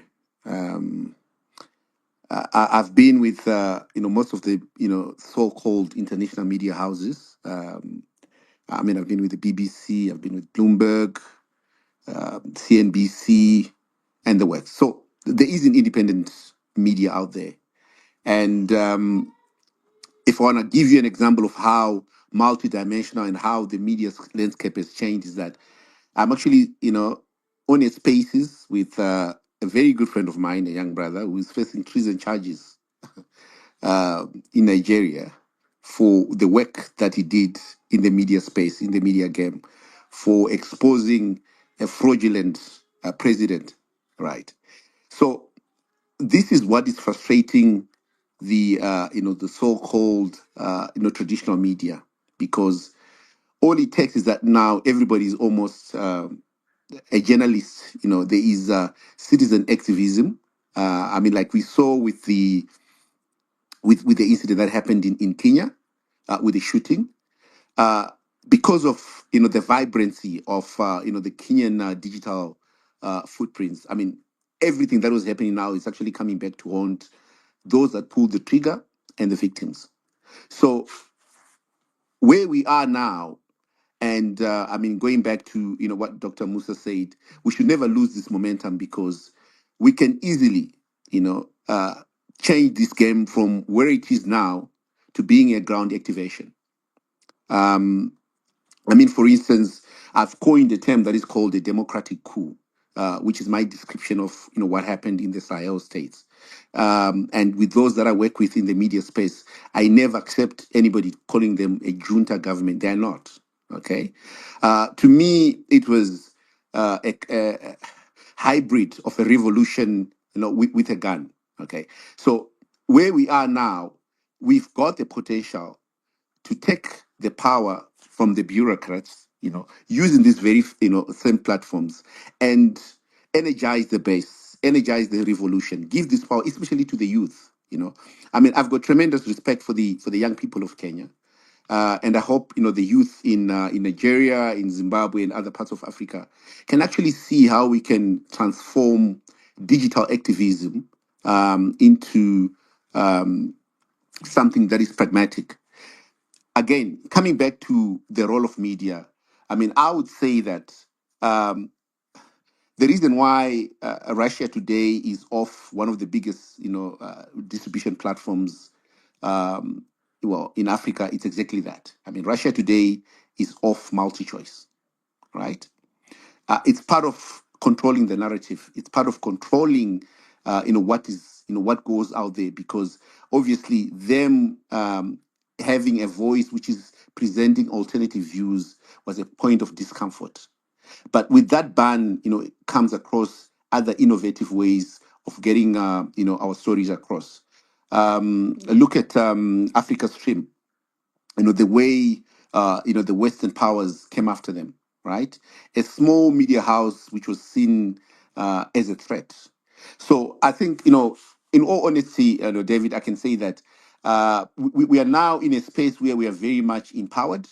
I don't know if you saw my other tweet where I said we are now the media, not necessarily who we are working for, but we are now the media, because you find one account with perhaps 20 million impressions in a day or two. I mean, between me and you, we easily pull those numbers. So I think it's the power that we should use with a certain levels of responsibility. And for us, to get where we are now, it's through media interactions. I think me and you once had our issues, and I think we actually once blocked each other, but we found ourselves working together when Tinubu came into the space, and we found each other and we started working on this thing. The guys in Burkina Faso, they knew me from 6-7 years ago, because I've never changed my profile picture from day one. It has always been that of Thomas Sankara, right? When I spoke to one of the generals, he actually said the time then they started seeing some of my posts, they were still very junior officers in the barracks. But these are guys that are now running Burkina Faso. So we should never underestimate, the power that we hold in our hands.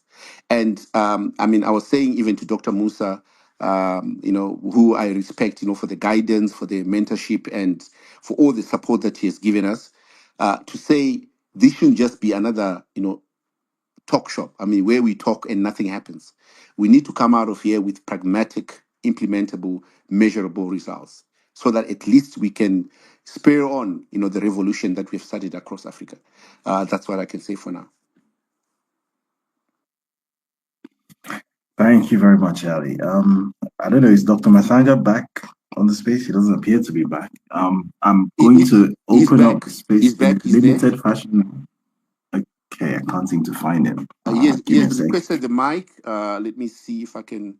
Right, there you go. Okay, Yeah. I've just brought him up.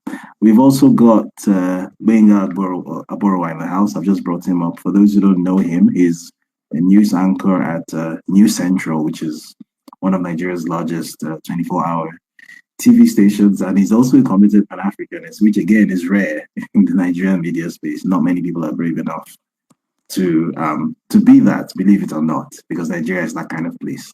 So welcome to the panel, Benga, and I think Dr. Masanga will go first if he's ready to speak.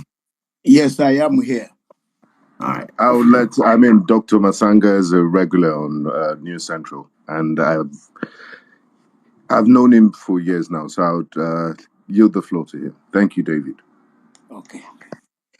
First of all, David and my African man from Zimbabwe, the rest of you, Sophie, Shabalala, my brother from Libya, Kim Muhera, the rest of you, Maj, the honorable ministers, presidents. I've seen about 4 presidents in the platform down there listening to us tonight. I am one of the few people in Africa who doesn't fear and who doesn't lie. I say it as it is. If you want to kill me, I've reached the stage to die. And God will know he gave me good 69 years to live on planet Earth. One, we have talked, and I liked the speech of Admiral the Shabalala. One of the problems that Africans have is we don't speak out. We don't have people who speak out when things are bad. They are gone. They are gone. Mugabe is gone. Mhm. Kaunda is gone. The last one went away. We have nothing now. We have people who want to solve problems of others. Me, I'm not going to speak like an academic here now. I'm speaking as an African who first got a gun in 1978 to fight Idi Amin. Yes, yes. At that age, I did not fear. I walked on foot. I am happy that Musa is here today.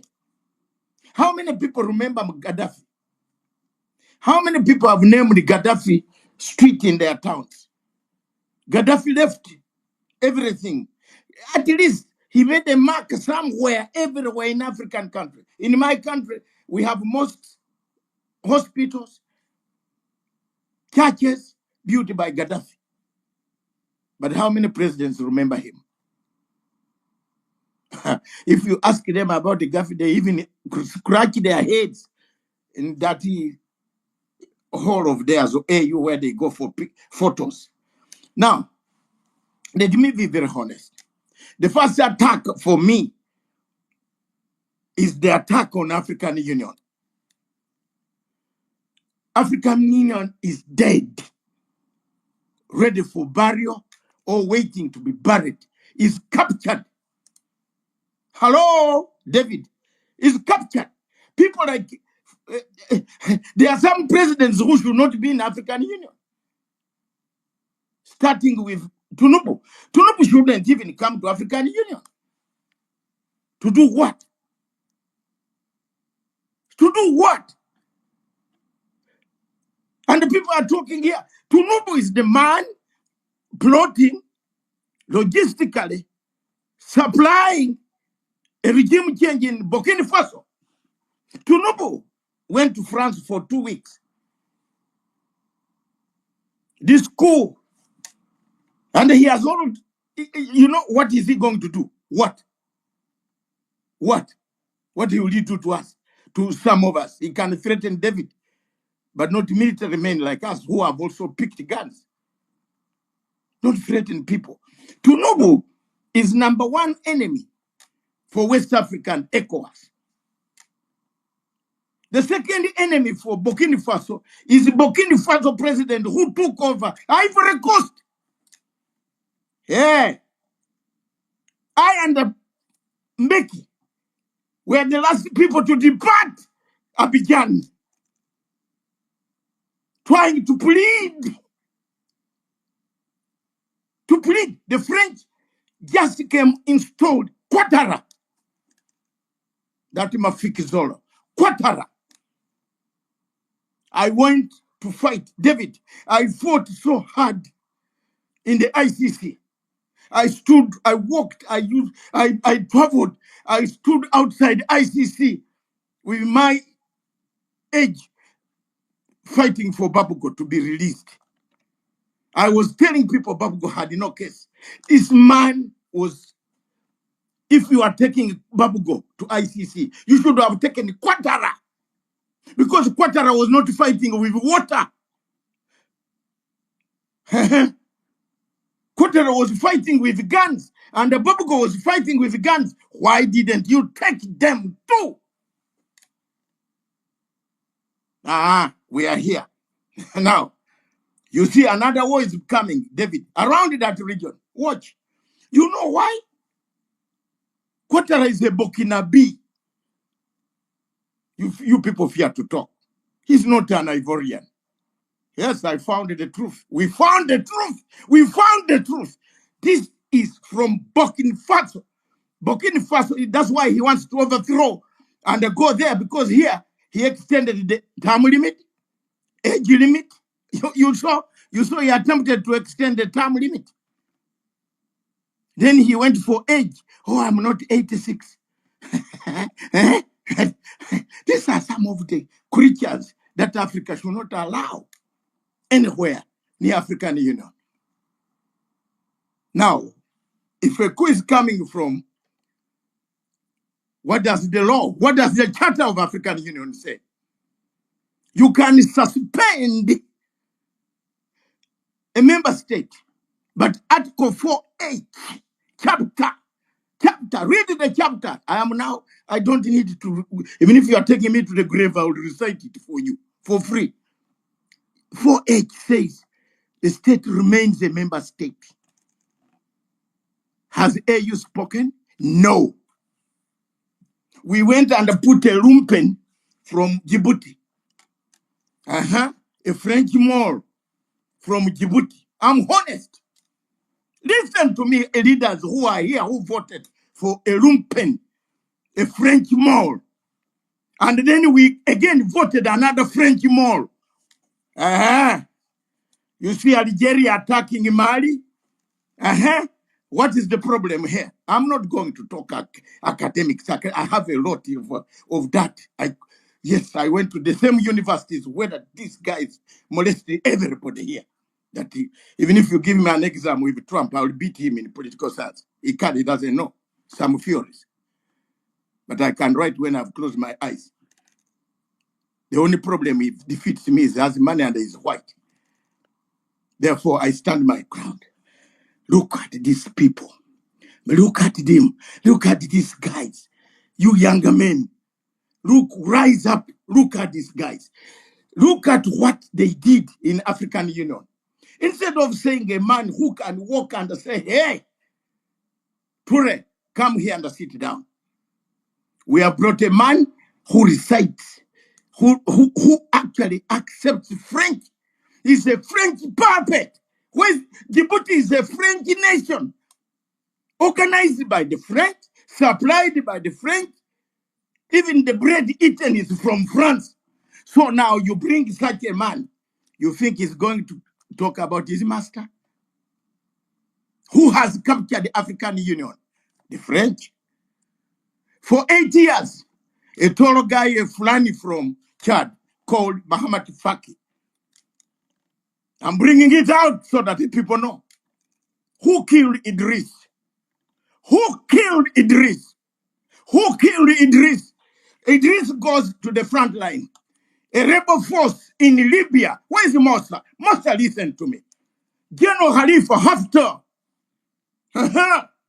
has 30,000 men in Libya, south of Libya. That 30,000 men are disturbing the Nile corridor. Don't come here to, this. Who is arming them? France. Who's arming them? UAE. I am here speaking from The Hague. I am in The Hague. I am in Hague here. I listen to the case of Sudan versus UAE. What will you do? What? Did you take me to school that I will know I should not come to listen to this case? I listened. You know that case on Monday? Breaking news. You watch, you'll see. Who arms these people? The same uniforms that killed us in Somalia are the same uniforms that Qatar wears. So, to Al-Shabaab break these stores to steal uniform. Hey, don't be stupid, Africans. Rise up. Rise up. Look at this. AU. That point is finished. The AU is moribund. It's dead. It's a photo show. Presidents who are not down here, listen to me. What will you do? You are my age. Listen to me. You are lying to this younger man. You go there for photos and you showing your perfumes and smelling each other. Why, if you were going there for serious business, why don't you suspend Mr. Tunubu?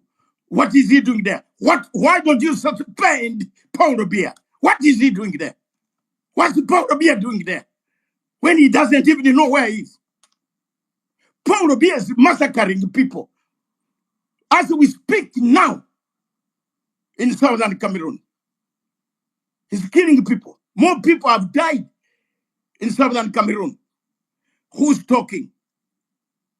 It has been, they have left this Matanga only in court here in ICC, in where? Let me come to Mosa.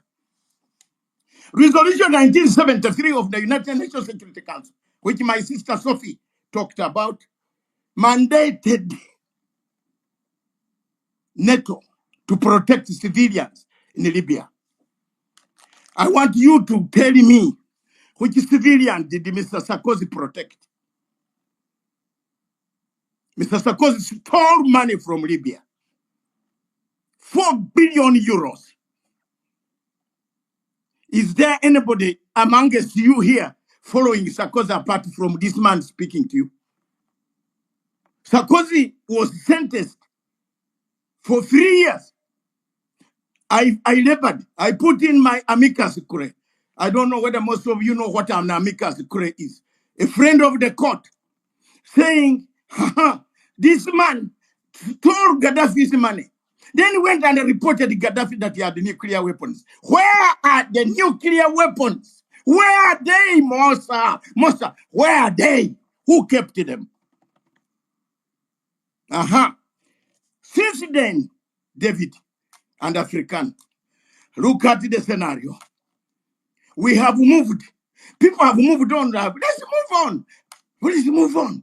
I don't want to attack South Africa today. I'm in a good mood because I would attack that gentleman called Zuma. I know what he did. Sophie, I will not go there today. We are in a good mood today. He called his ambassador. And you know what Zuma did? South Africa was given arms by Libya to fight apartheid. If Zuma had told his ambassador to abstain, the motion would have collapsed. May God help him also. He didn't. Sophie was very diplomatic. Said the ambassador told them when you are an ambassador, you saw a mistake, then you say you are voting. No. If German abstained, Brazil abstained, India abstained, the motion was going to collapse. NATO would have not come with their guns. But look here, African countries, including that man there. Who was the president then? This guy, this man with a hat in your country. David, what is his name? Good luck, or good bad Johnson. What is his name? That's something like that. Good luck, Jonathan. Hey, these are the people who should not walk. When you see them that they are supervising elections in Africa, my fault. Which elections? These are the people authorizing nations to vote against their fellow nation. Resolution 1973 mandated protection. Dr. Musa, were you protected? Have you followed up? You're a journalist yourself. Can you join me? I've gone to the European Court of Justice to block Mr. Sarkozy single-handedly. To block him. He says he cannot go to serve 1 year sentence. I am saying he's fit if he can have so many concubines every night. How can he not be fit to serve 1 year sentence custodial? And I blocked it last week. This week, actually. It is Tuesday. I blocked it. The judges accepted. Check. They accepted. You don't play about with Matanga. We accepted. Let's discuss. This guy should not make any entry in the European court. He has killed Libyans. Look at Libya. Look. Okay, they find you with 4 billion euros. Why don't we return the 4 billion euros to the Libyans? This money must be returned. I'm not looking for it myself to go in my pocket. I want the money returned to the Libyan people. They have divided Libya into two, Benghazi and Tripoli. How do you say you are African unity, you African Union, my foot, and you have two people governing a country? Where is African Union? Let me go to the other point. Dishonesty. All these conflicts in Africa happened because our leaders are dishonest. Let's look at the conflict of DRC Congo. The rebels are dishonest. The presidents, the neighboring countries, all of them. Show me one country that does not receive diamonds. David and African.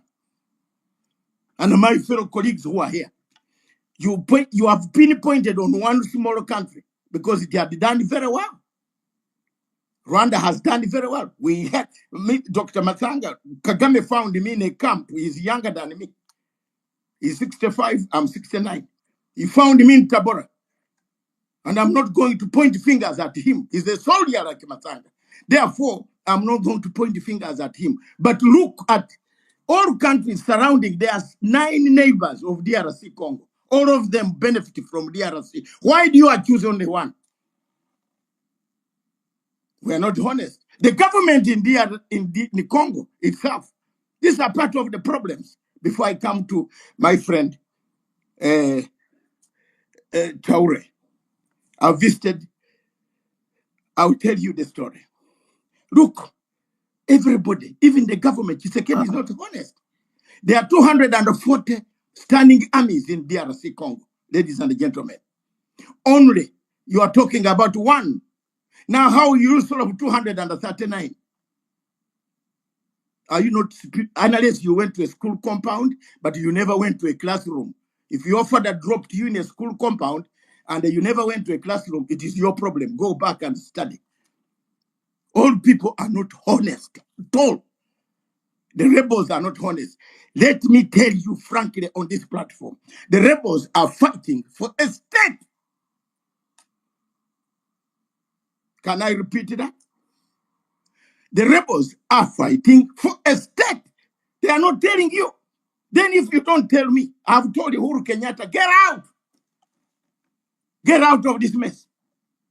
He's my friend. If people, rebels come to the table, I've listened to all these discussions when they were in Nairobi. I've listened to the discussions. All these peace talks you see. Look at Sudan. David, look at Sudan. We go. I was in Geneva with RSF and this other team when during Biden's term, when they called us to Geneva. These groups don't come in to talk because they are dishonest. America accuses Kenya of giving safety to RSF, but America and Saudi Arabia give shelter to Burhan. To Burhan in Jeddah. Why do you stop Kenya from also organizing the other group to go and fight and to go and sit on table? Every rebel commander has the best where to sit. I have negotiated a war. I ended the Northern Uganda War of Konyi. This is the man speaking, the one who went and spoke to Konyi 21 times, said, it is over. You can go wherever you go, no more guns. But every side assured us, frankly, said, we are funded, we are the ones giving Konyi guns. President Museveni himself, he's here. Or some people are here. He will tell you, we went to Kampala, he told us, I was the one funding SPLA to fight Bashir. So from today, I'm not giving SPLA any more guns. Sincerity. The war ended. We put Konyi on table. He signed the 5 agreements. Americans wanted to kill him. I am not an international policeman to look for Konyi. Those who want to look for him, my mandate was to bring peace to Uganda. And that peace is holding. 17 years passed, no gunshot has ever been rung. That's how they do a peace process. The dishonesty is what kills Africa. Number 3, wrong charter. Africa has a wrong charter. That's why now we find ourselves, AU has a wrong charter. That's why we find ourselves, leaving a younger man in Burkina Faso naked. We can't some people can't defend him because of a wrong charter. The Charter of African Union was made in 1963, David. Some of you on this platform were not even born. We still have a wrong charter in place. Yes, that's a wrong charter. It can't work today in the current situation of a madman from Atlantic Ocean across. It can't work. You sell your visa for $50 and you call yourself African Union. $50. You sell your visa. America takes our money from this continent every day in Kampala, Uganda. 5,000 people line up at American embassy for visa to America. America gives only 500 out of 5,000. 4,500 non-refundable money. Are you Africans? Did you go to school, some of you here? Kasqued, I can see you here. Did you go to school? All of you? Honorable Kasqued. Where does this money go? 4,500 times. The disaster. 4,000. Honorable Kasqued. $4,500 for people times $200 per visa of America, non-refundable money. How many embassies of America in Africa? How much money do they collect for us, which they don't refund? And when there is earthquake, they say we are giving us aid. They are giving us our own money. Now, Africa with Kruger National Park in South Africa. Listen, Kruger Park. There is no Musungu who has an animal that looks like the one in Kruger Park. They come to see our animal. Raise the visa. Don't tax the people. Raise the visa to $1,000 per visa. Children, 500. You'll have the clean crop of Bazungu coming to your country. You don't know what to do. You are fighting people. You are taxing people, overburdening people. So that charter must change to protect Honorable Ibrahim Traore. I've been to Burkina Faso, Niger, and Mali six times. At least in Burkina Faso, I've seen. I want anybody here to put up his hand from any country where you have 800 ambulances with doctors inside. Do you have your country, how many ambulances motorized that can go with doctors, 2 doctors, 3 nurses, and other people with operational, with equipment, medicine that can drive in the villages? Traore has bought them. They are there. Tractors, they are there. I've seen them in Ogadudu. How many of you from Nigeria can get $10,000 out of Tunubu's bank to go and take your patient to China? To India. How many? To get $10,000 out of Nigerian bank, you need to feed a bank manager tea, plus on top of this dinner. Then he tells you come on Tuesday. In Niger across, ladies and gentlemen, to get $10,000 is 25 minutes. You have $10,000, you are going. Is that a bad military regime? Is it a bad military regime? I agree with Sophie when he said time has come to engage these guys, these younger men. Tunubu is the one who caused all this blunder. He threatened these younger men. You can't threaten a military man when you're a civilian who has been selling cocaine in the US and threatening people like David because they are looking for your history of cocaine. And you woke up with big dresses around Africa that I'm a president of. President of what? You have sold the cocaine. Then you walk around and say, I'm president of Nigeria. Which Nigeria? Nigeria is not a country. Nigeria is a zoo where people are killing each other every day. And you come here, you tell us Nigeria. Now it's Nigeria. People come and occupy your farm and kill you, kill your wife, and then that they are herders. Where are these herders coming from? Nigeria has got only 20 million cows. India has 300 million cows. Now India manages its cows better than this zoo. This is zoo. This is zoo where people are being killed every day. You wake up, Benga interviews me on the TV. 200 people abducted by who might this one? Who they kidnapped? What the hell is this in Africa? Who is going to speak for Africa? Let me come to the last point. We have new colonial masters. The Gulf states. The money we steal on the African continent, we bank there. Now we steal it on African continent and then go and bank it in Dubai, in Qatar. Let me ask you people, you Africans who are here, if Qatar knows where every terrorist is, why does America harass us who don't know where these terrorists are? Can an African country host a meeting called Hamas? Maybe the general from South Africa can answer me. Can you host the Hamas? If you try to go to Hamas, they will bomb you. Now, Qatar, whenever you see Qatar, whenever you see Total Oil, you will see Qatar. Cape Delgado, the South Africans should know this. There was no oil in Cape Delgado.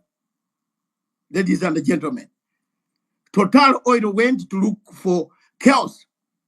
Look for chaos. And created chaos there. We withdrew, and Al-Shabaab masters called Qatar. Even if you give me $1 million to settle in Qatar, I would rather go to the grave if it is near.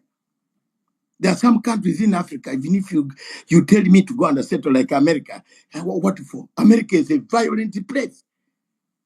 Everybody opens the wardrobe with guns. Is this a place where you want to settle? It's better to die in a place, civilized place.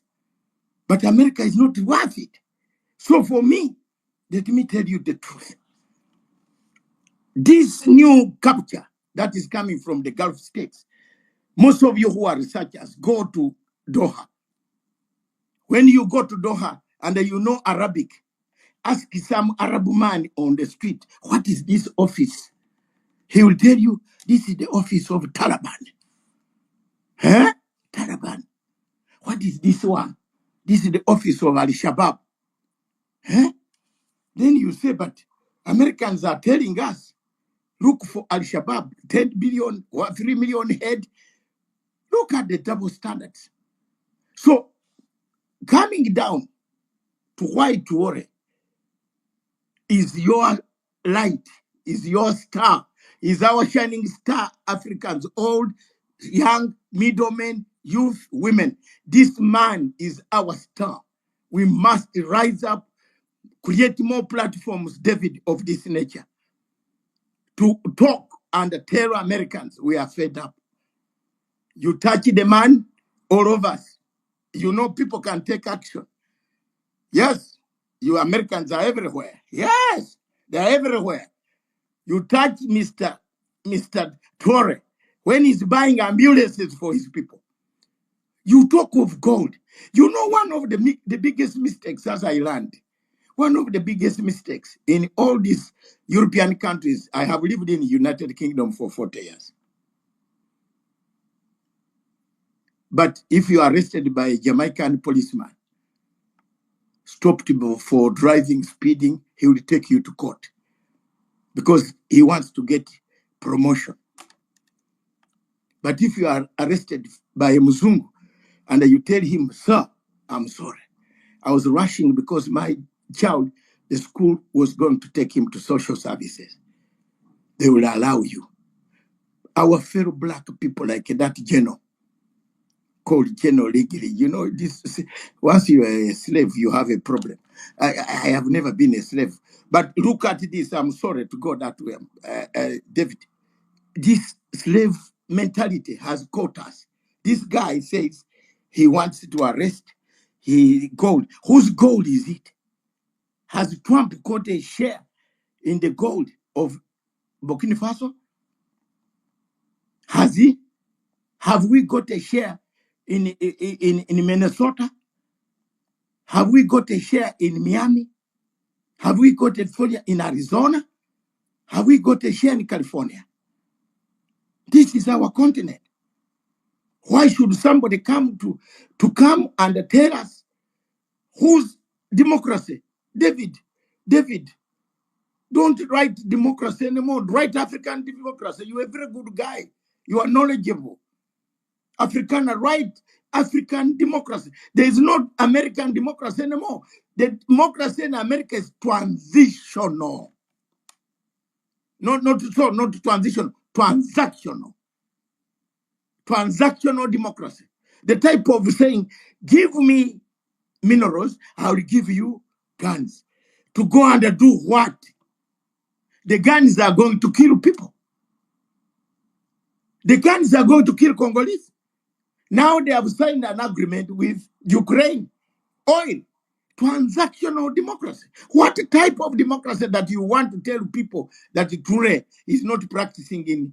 Why should AU be blindfolded by France, captured by France, manipulated by France, engineered by France? France has killed more people in the Biafran War. 1967, most of you were young. Some of us were grown-ups a bit. We could understand the war. The hammering of the agreement of 1967 war, end of war, was done in my country, Uganda. My country, my president I served, Dr. Milton Obote, supported Biafra. The biggest problem that we have on this continent as I land is Nigeria. Nigeria needs to be rearranged. Congo needs to be rearranged. Let's be very honest. Let's start talking. You cannot, even if you go to Jesus and ask for mercy, to the nearest angel called Gabriel, ladies and gentlemen, there will be no peace in Congo. If you don't give a state, watch it. Even if you go again and ask Angel Gabriel whether there will be peace in Nigeria, there will be no peace in Nigeria until you rearrange it politically. Political solution, not a judicial, not army. You can't use army to kill people.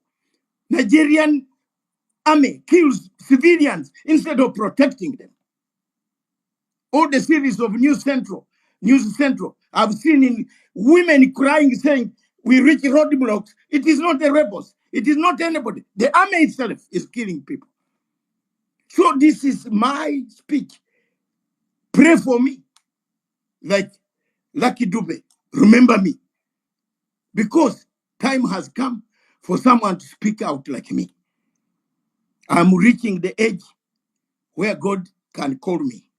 But I want to leave a legacy that I spoke my mind. That is, I will block Mr. Sarkozy. I will make sure that he goes to jail to serve, to carry a pail of his own cow dung, as the lady said, carry it out and pour for having destroyed Libya. I will make sure that we get the freedom that the people of Biafra, Amazonia, and the DRC Congo, and the Sudan get. I am there. I'm not going to give up. France always threatens people. There is one message I want to tell you, David, as I land. Whenever you see Obasanjo, run. Kaskwele is here. Will tell you that Obasanjo run is not a good. If you see an agreement where Obasanjo is involved, bad luck. Run. Run. The South Africans say run mofrupe. What? Sophie is run mafrupe. What is that, man? run, run.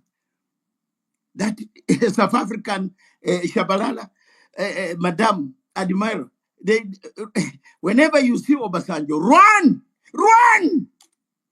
David, I cannot tell you the story of Obasanjo here. When we went to negotiate the Kunda thing, what he did, I am not, I'm sorry. But whenever I see him in any conflict, run. Run, Moripe. Is it Mofupe or whatever? Run. Because peace will not come with that guy. He is an agent of the French. I'm telling you, Kofi Annan was an agent of the French. There was nothing. How could Kofi? Do you know how Kofi Annan got the job? Because of the wife. Dr. Masanga, So we've I am actually... coming down, David. Thank you very much. I see a lot of comrades here. I want to thank you. I can talk until 5 hours on Africa. Everything does not evaporate from me. I don't use notes. I've suffered. I stood for this country called Zimbabwe from 1998. Kaskwere was my man, my friend. He's here today. He will tell you there is nowhere they gave me even 10 shillings. He will tell you, but I've not given up. If you want to dismember Zimbabwe, you have to fight Matanga. The disagreement I had with Tony Blair is that I stood up. I did not care about my Ugandan English. I put my motion in Brighton. I said, Mr. Prime Minister, you have to contain the leadership of Zimbabwe, not to isolate them. People did not listen to me. We were in Mbeki, Mama Kondozana running about, and Obasanjo betrayed us again. He voted with Howard to remove Zimbabwe from the Commonwealth. Have you heard that? That is your Obasanjo, you see. I felt like fighting Obasanjo in Melbourne House in London, almost beat him up. I said, what? I was in, how? I told Mudenge, the Minister of Foreign Affairs, look at this foolish man. Look at this. An African voting with Howard of Australia to remove Mugabe, Zimbabwe from the Commonwealth. These are some of the things in Africa. Therefore, I want to urge you, fellow Africans, support Traoré. At least, let's make more noise so that if they want to kill him, they will know that they will have consequences. Yes, they killed Gaddafi, we kept quiet. Those who took over the state of Libya were terrorists. Yes, they were terrorists that Gaddafi was telling us they are coming. Now, are they not there? Are they not there? Are they not there in the Maghreb? Thank you very much, David and Africana. Thank you, my brothers and sisters on the platform. Tears are dropping. Let me, I don't know what to say, but my Africa betrays itself every day. My Africa is a place where we have plenty. It's a continent without a continent, nothing. Nigeria has let us down, 250 million people, useless. It is the darkest continent on Africa with no light at night. With 241 waterfalls, they buy generators. I hope David Hyundai is not buying a generator from Dubai. Thank you. Wow. Thank you very much, Dr. Masanga. Very packed submission as always. We really should go back to having those weekly sessions with our friend from Kenya. So this space was actually supposed to end at the top of the hour, but I think we've gone 13 minutes over time. But I noticed that Benga is still on the speakers panel, so I think before I invite Ali and the other speakers to give a few closing remarks and close the space, I think we'll just quickly bring Benga up.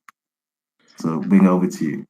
Thank you very much, David, and thanks for the opportunity to speak. I would like to say a big thank you to you and Ali for hosting the space. It's I mean, I don't even have the words to qualify it. It's an awakening, and we should do this regularly. David and I went to the same high school, by the way, Great Atlantic Hall. I would also like to say a big thank you to your namesake, Dr. David Matsanga. I've had the privilege of interviewing him a few times. Very passionate Pan-African. You heard the way he just spoke now. And also Dr. Musa Ibrahim. Dr. Ibrahim, thank you very much for your mentorship, your advice, and thank you for always being there for us all these years. Ali, Dr. Matanga, Sophie Mkwena, and also the Admiral, and all the previous speakers. What I want to speak about is an African awakening, an African renaissance, and for Africans to hold up their heads and be proud of who they are. Africa is not the dark continent. They should own the narrative. And I feel that's where media and education comes from. So I feel the way we can spark this African renaissance, and also that I love the fact that a lot of young Africans are celebrating Captain Ibrahim Traore. I mean, I've always been a Sankarist. I feel Thomas Sankara was one of the greatest Africans that walked on the face of the earth. He was way ahead of his times. I remember doing an interview with Professor Bolaji Akinyemi, Nigeria's former foreign minister. And before he got mic'd up, we were just talking about history and things that happened, and Sankara came up. He said a French journalist told him, a French female journalist, that they're going to kill Sankara in about 2 or 3 weeks' time. Sankara was a friend. I mean, Bolaji Akinyemi was foreign minister, but Sankara was also a friend. So Bolaji Akinyemi came back and told then President General Ibrahim Badamasi Babangida, that please, you have to save this guy's life. You have to do something about it. You can't allow them to kill Sankara, send Nigerian troops, use the excuse of a military exercise. And Babangida told them that, Bolaji, I know you're a good man. If you were sitting on this seat, you might take that decision, but it's beyond me.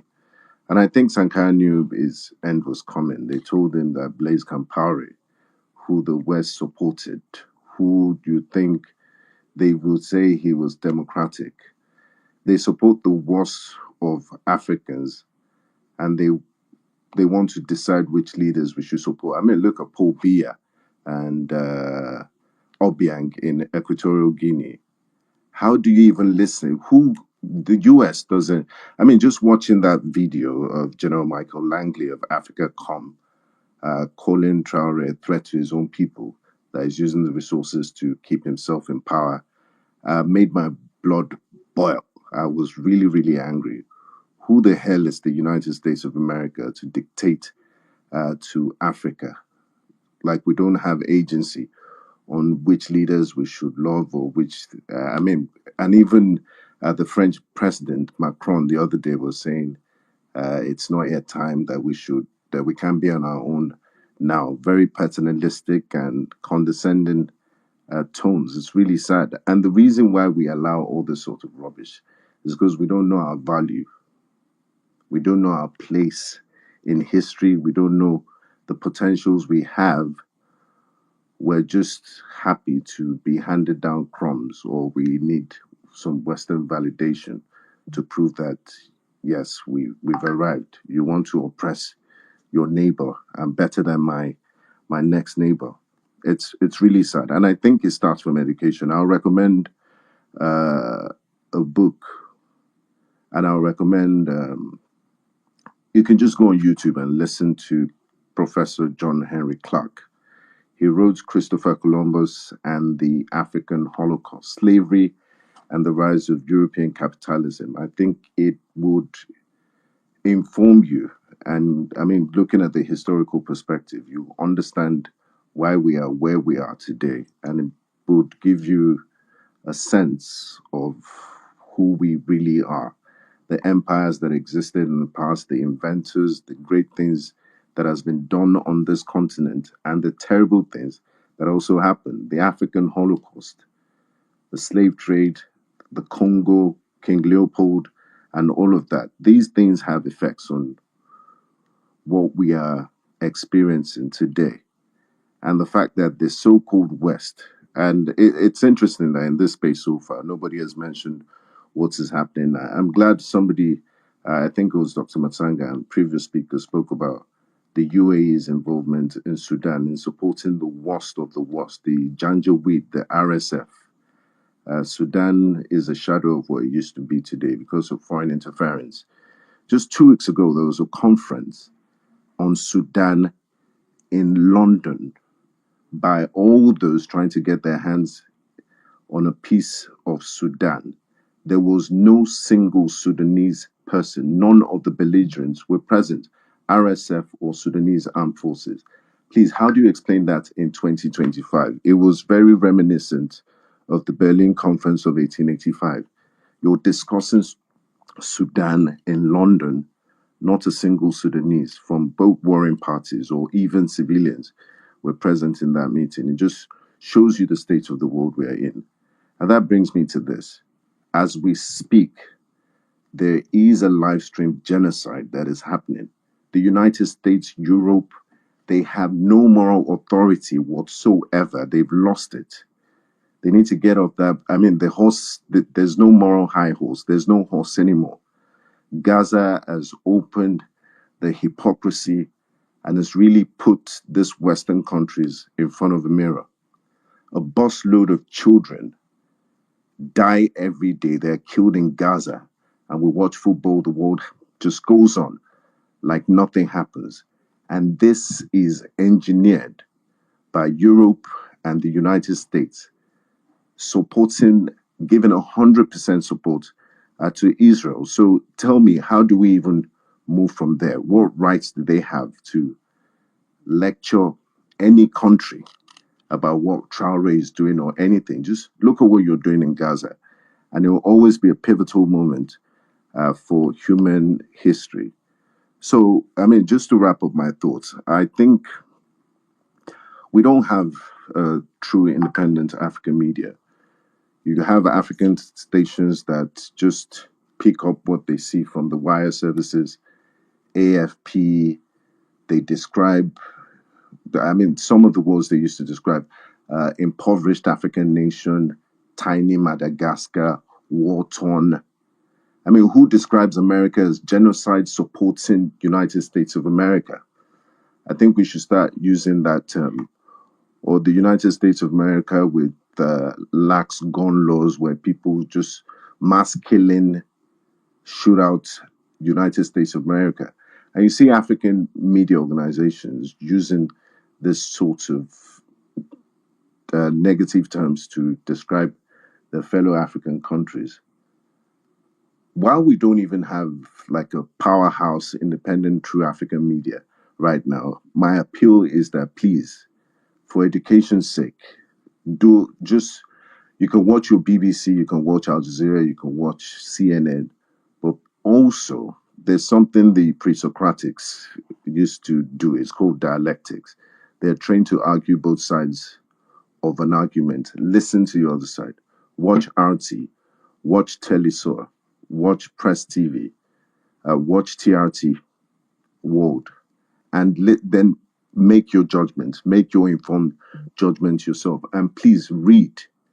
There's so much material. You don't even need to read. Just watch Oxford Union debates. Go on YouTube. It's the, I think it's an online university. You can learn so much from it. And you would see that spark will be ignited and you begin to understand the way things work. And please also, let's try and educate and talk to, like what we're doing now is very educative and I like it. So, I mean, tiny drop, an ocean is built from tiny drops. And I think we've laid the foundation. We should build on it, and it shouldn't just end as a talk shop. Let's practicalize it like all the previous speakers have suggested and really do something. I'm proudly African, and I believe great things will still come from this continent in my lifetime. And let's support Burkina Faso and Also look at the quality of leaders that we elect, that we're not electing Western stooges and puppets. Thank you.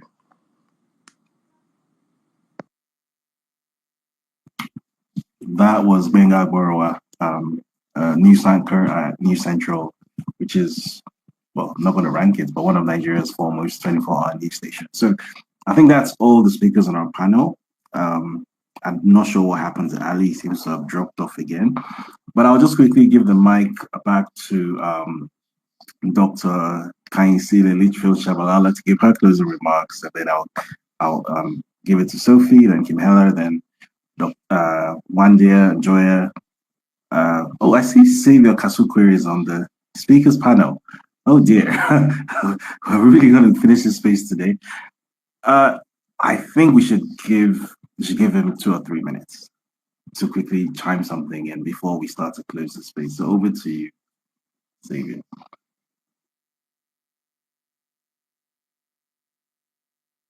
Are you there? Oh, seems to be having some trouble. Hello? Okay. Okay, so I think we'll revert to what we're planning to do previously. So Dr. Litchfield Shabalala, please, just like a minute or two. Thank you so much, David. What a space, what a revolution, and what seeds we are planting here. Let's never forget to water them. I think I want to leave us with 2 thoughts. The first thought is that I'm so tired of talking about our leaders. They're my minute part of society. The bigger part of society are us, the citizens, the voters. And it is my proposition that when the soil is not arable, when the soil is not productive, it will never produce good seed. We produce the leaders we produce because we ourselves need to do some reckoning with ourselves. We need to transform us, the soil, so that this soil can produce the leaders that we deserve. We cannot elect Cyril Ramaphosa and then start asking for Pan-African and Afrocentric solutions. I mean, the 2 things don't go together. It's madness. So let us investigate ourselves first before we point fingers at them. They come from us. They're a reflection of who we are. So I like this space because it's exactly what we are doing. We are planting in ourselves as a people. And number 2, I just want to say I love Traore and all. I'm actually going back to Burkina Faso next week. But can we please not do the Western thing of classism? Can we remember that there is General Chiani in Mali, there is in Niger, there's Colonel Goita in Mali. The 3 are a collective. They are working together. That's why they are called the Confederation of Sahel States, AES in French. That's the acronym. So while we concentrate all our energy on Traore, they might just do us one and actually go for the other 2 because all our focus is on Burkina Faso. It's good, but let's remember there are 3 countries and not 1. And I think the very last thing I want to say is we don't have independent media. We don't have all the things we said we don't have because Africans, we don't have the 2 integrities. We don't have territorial, we don't have national integrity, therefore there's no self-determination. And when people don't have self-determination, they are controlled. And truly like dogs controlled by a master, we are set on each other at will. We are told when to fight each other, how to fight each other, because we don't even produce the weapons. We are told what economies to have. We are told what the currencies of our nations are going to be vis-a-vis the dollar or the euro or the pound. So can we start fighting for self-determination? Can we start fighting for territorial integrity and for national integrity? Can we stop deluding ourselves about independence that's not translating to self-determination? Thank you so much once again, and thank you to all the panelists and everybody who listened in.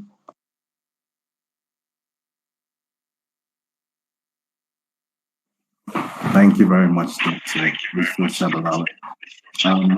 I think next on my speakers panel here is Sophie Mokoena. Well, thank you so much. I just want to say there are lessons that we must learn from the previous incidents. And when we talk about Burkina Faso, I remember going to Burkina Faso. I was on assignment. The former president was there of South Africa. One thing I observed, I think Dr. Matara spoke about that, was that I think Ivory Coast will never rest until they have full control of Burkina Faso. Because even at that time, Blaise Compaoré was very instrumental in dividing Ivory Coast. So I'm not surprised today you'll find a situation where Ivory Coast might be having some interest in destabilizing Burkina Faso. That said, we as Africans, we are enemies, of ourselves, because instead of us supporting each other and building each other, working together, and countries trading amongst themselves, we sometimes are part of the problem. You look at the Great Lakes region, it's Africans who are also part of the external forces or force that is causing mayhem in the DRC. Look, after South Africa lost 14 soldiers, now we are told the very same leaders have decided to listen to the United States of America. America didn't even lose one soldier. So unfortunately, I don't know, I think the time has come that as citizens of the continent, we must realize that we are leaders in our own right. And I agree with Dr. Shabala that let's not continue to argue about the leaders. We should ask ourselves, what am I doing to build a better Africa? And in our small way, we can build a better Africa. That should be our focus every morning when we wake up, that in my little corner, what am I going to do to build a better Africa? I agree, people might criticize us, those some of us who are in the media and say we are not independent, we're this and this. That's a misnomer. Many journalists from different parts of the continent, there are journalists who are very independent. Perhaps our voice is not heard, or we are not heard. But I just want to make an example, and I think Ali is not here. He can testify or can agree with me. When ECOWAS was about to launch or to take a military action against Niger, it was a South African media that was very vocal and covering that story. And there has been communication since then that because of how we covered that story, that led to ECOWAS pulling back. So the media in this country and some of my colleagues on the continent, we do try to ensure that we are able to educate and inform the continent so that people in their respective places where they are or what they are doing they can do what is good for the continent. And some of us, as we are about to wind our activities in this industry, we've tried our level best. And I hope Africans will realize that you can't only rely on leaders to make Africa a better continent. Thank you. Thank you very much, Sophie Mokoena. Could you please be so kind as to mute your mic? Okay. Next on the speakers panel is Kim Heller. I think, hang on a minute. Yeah, Kim Heller. Over to you. Just quickly in a minute or two. Thank you, David. We're very grateful for the space and hope it's going to become a regular feature because we can be our own media and you've done a wonderful job. And Sophie, we hear you. You know, you are such an amazing beacon of hope for us in South Africa. Your reporting is just outstanding. So we are deeply appreciative. I thought I would just conclude with just a few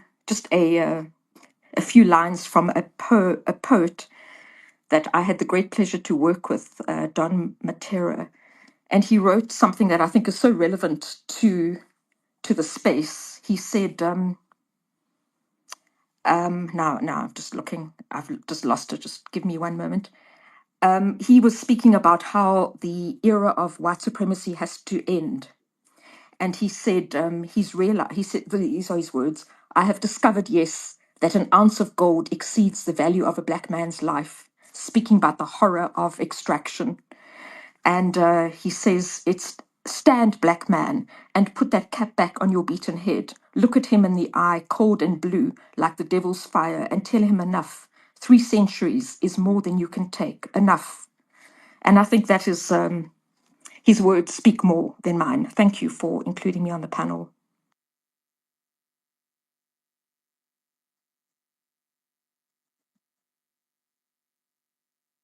Thank you very much, Kim. Next on the panel, Sophie, your mic is not muted. I'm going to mute everyone. Okay, bye. Yeah. Okay, so next will be Dr. Wanja Njoya. Then after her will be Dr. David Masanga, then Benga Bo, and then we'll close with Dr. Musa Ibrahim. Dr. Njoya? All right. Thank you once again for having me on this discussion.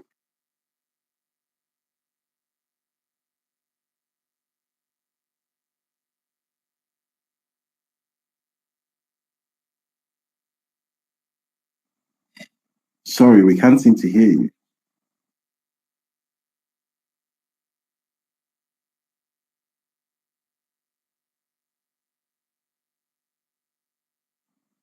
Okay, seems like we might have lost her, unfortunately. Hello, can you hear me? So let's. Okay, now I can hear you. Oh, okay. So I was saying that when Tucker Carlson did that interview with Putin, I think it was 2 years.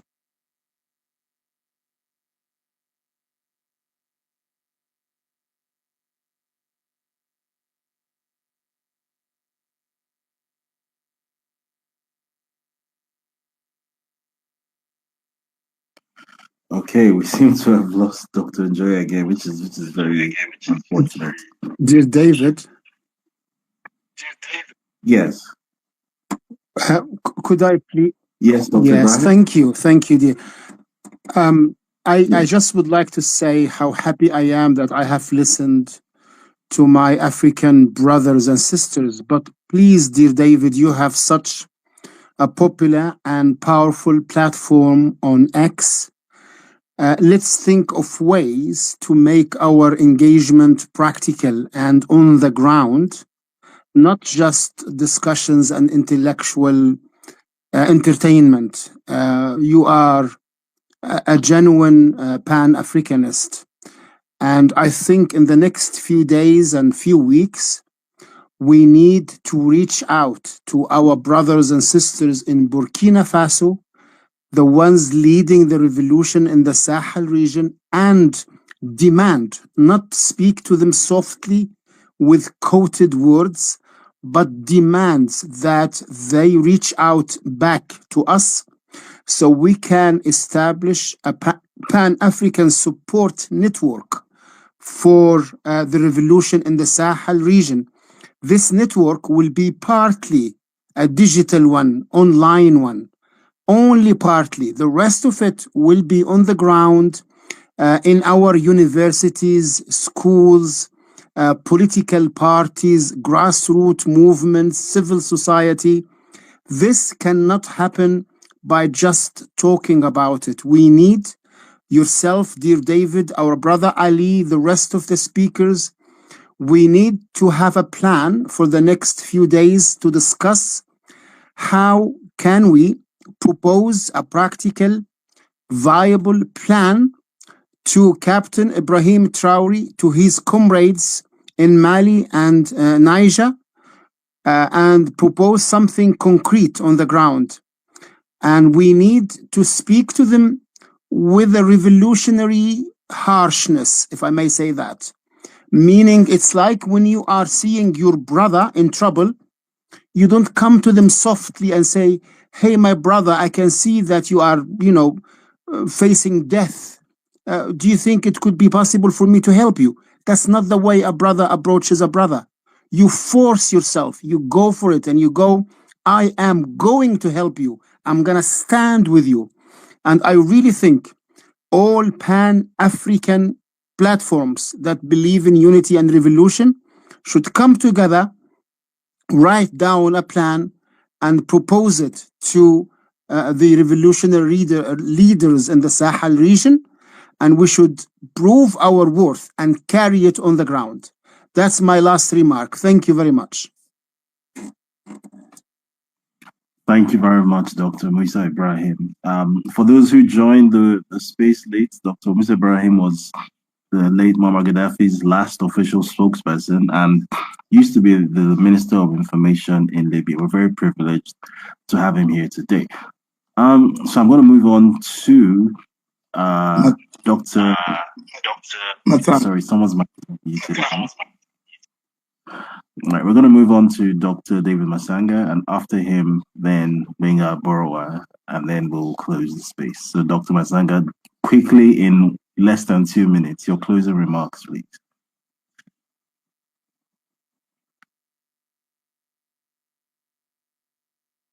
But I'm here.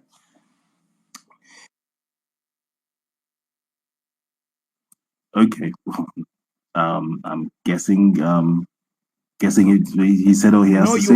So you have muted me. Now I'm here. Oh, okay. All right. I think so 2 minutes. Your finger is touching that button. Today we have not misbehaved. We are good ladies and gentlemen here today. Thank you. Thank you very much, fellow Africans. I want to tell Musa that you have a follower here.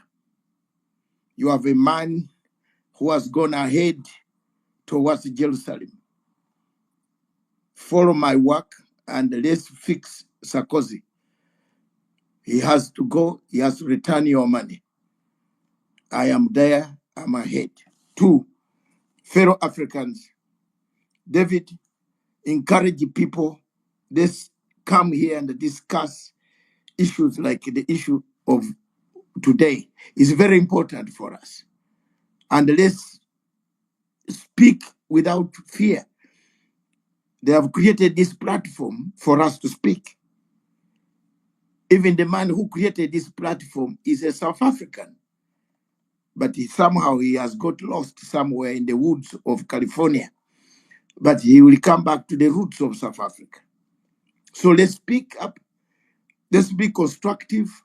Let's engage other people, stakeholders. But above all, Africa needs you people, needs your voice. The AU is gone. Bananas, gone. It's gone. It's gone. Don't expect anything in 4 years. It will not. Another thing which is a blow to us as we sit here, United Nations Security Council is dead. It's dead. 2 countries fighting 3. Where is the peace? Chapter 7 is dead. So let's clean our mess on the continent. Let's clean ourselves. Let's tell our leaders, please, time has come to engage. Under me, I have the strategy of redemption strategy. Those leaders start thinking about reconciliation.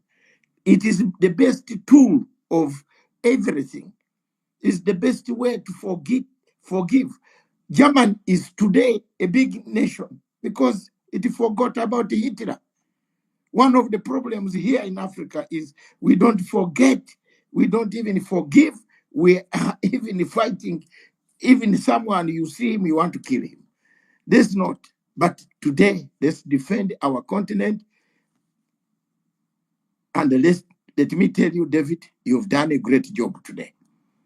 Do you know there were 12 officials from Burkina Faso whom I told to come to this conference, to this space? They are down there. The most of top officials, they are taking notes. You will be called very soon, David, yourself. They will call you. They are down here. And I know them very well. I told them, please, your country is being discussed. Come, let's support this gentleman. And as Shabarala said, 3, there are other 2 there. The other one who took down the uniform and then went for a fake. Have you seen what they have done, AU? They have now started recognizing him because France has told them, recognize him. This one of Gabon, this useless guy here, he's useless. Then what is the difference? You take your uniform off and carry a sham election, then call it an election. Idiots. These are idiots. I've no good words. I'm sorry. These are not very good people. This guy of Gabon, this guy of Paul Biya, this guy of Tunubu, these are the people who should not be in the Commonwealth. And I'm happy there is a lady from Ghana, a new lady. I'm telling you, by the end of this year, some countries will be suspended from the Commonwealth, beginning with your country, David. I'm working hard in London. I am working hard, walking to that office every day to tell Madam, you are Minister of Foreign Affairs of Ghana. Suspend these guys. Suspend Ghana. Suspend Paul Biya. They are killing people. Why did you suspend Abacha? Why did you suspended Abacha from Commonwealth? Why are we not suspending Tunubu and Paul Biya? What are they doing in the Commonwealth? What will the king do to meet the King of England meeting such men where 400 girls are missing every day? Where they have taken Nnamdi Khan, a British national, detained him without even a good trial. What the hell is this? Watcha. Let's tell, what will they do? They can kill you. They killed Patrice Lumumba and hid his teeth for 64 years. And now you tell me you want to talk with this stupid Belgium. Even if you give me money to sleep in Brussels, I can't. I go for a meeting. There are certain things I'm proud of. Akia Mungu. I'm proud. I can't sleep in Brussels. How do you hide a man's tooth, the family for 64 years? And then Tshisekedi, with all his big volume of body, empty body, came and welcomed. Then why were South African troops dying for in Congo? What were they? Dr. Masad. Thank you, David. All the time notify me. And Africana, notify me. I would deliver blood to such people. Do I eat at their homes? No. We can't have elders behaving very badly everywhere in Africa. I'm the chief negotiator. I am here. I'm the one in the peace. Peace can be negotiated by younger girls like Eva and Sophie and David. We can sit down and negotiate. And Africana, we can bring peace better than some of these guys. Look at recycled guys. Apart from the man of South African ministry, former vice president, former president, the rest of under Kenyatta and Uhuru Kenyatta, who is credible there? Huh? Who is credible? How can peace come in Congo? How? How? When you give rebels more money to go and enjoy women. Dr. Masanga, we've gone way over bye, time. my son. Bye. To Thank you. Thank you very much, my son. By God, all of you. Thank you very much. Please, I'm one of the few people who should be sleeping, but I can't sleep when this continent is bleeding. Please, at my age, I have to talk until God takes me away, until we clean the continent. Thank you, David. Thank you very much, Dr. Masanga. And I noticed there's someone else on the speakers panel who wasn't here before. There's a handle called Horn of Africa Leftist. I'm guessing that must be Ali who brought you up. So I think before we go to Bega to give his closing remarks and then we close the space, I think we'll just give you a couple of minutes since we've already brought you up to the speakers panel. So off you go. All right, thanks, David. Yeah, so as far as the speakers, thank you for your input. To just bring it in perspective, a lot of the focus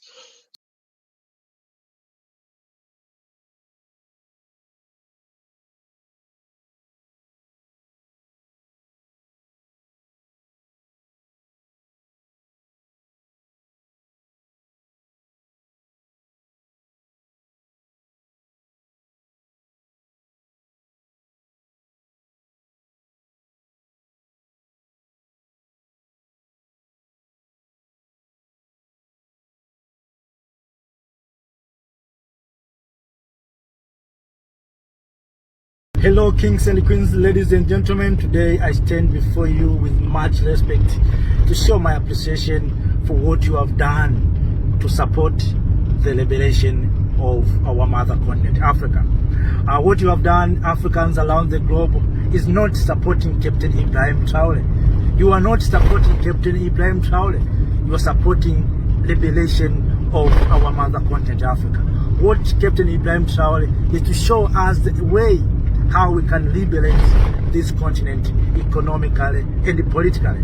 So, brothers and sisters, as I said, I appreciate and I'm here with much respect to say thank you all, thank you Africans, thank you everyone who stood up and raised his or her voice to support the movement, the liberation of our mother continent, Africa.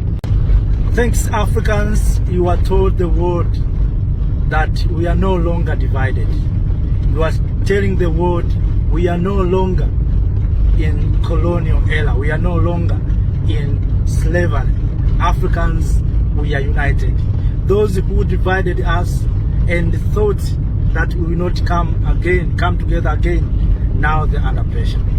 Africans, you have shown the world that we are no longer dictated. We are no longer waiting politicians to tell us what is good and right. We are no longer waiting these political leaders to unite us. We have united ourselves under the leadership of Captain Ibrahim Traore. We are united under a revolutionary leader, not under political leaders. These politicians that have been sponsored by the West have shocked. And this message must be spread around the globe, around all Africans, and calling each other Africans to push the agenda of United Africa. We must not end in this position. We must move far. We must go beyond of supporting liberation. We must go to achieve a United Africa. Our aim is not to rally or to match on the streets. Our aim is to liberate this continent economically. So all of us must have a clear picture what we want as Africans and what is our desire as Africans. Wherever you are, any African, make sure that you push the agenda of United Africa. I've been saying this many times that we need to bring Africans together. We want to see our brothers and sisters in the diaspora coming back home, investing in our resources. We want to see black people own mines in Africa.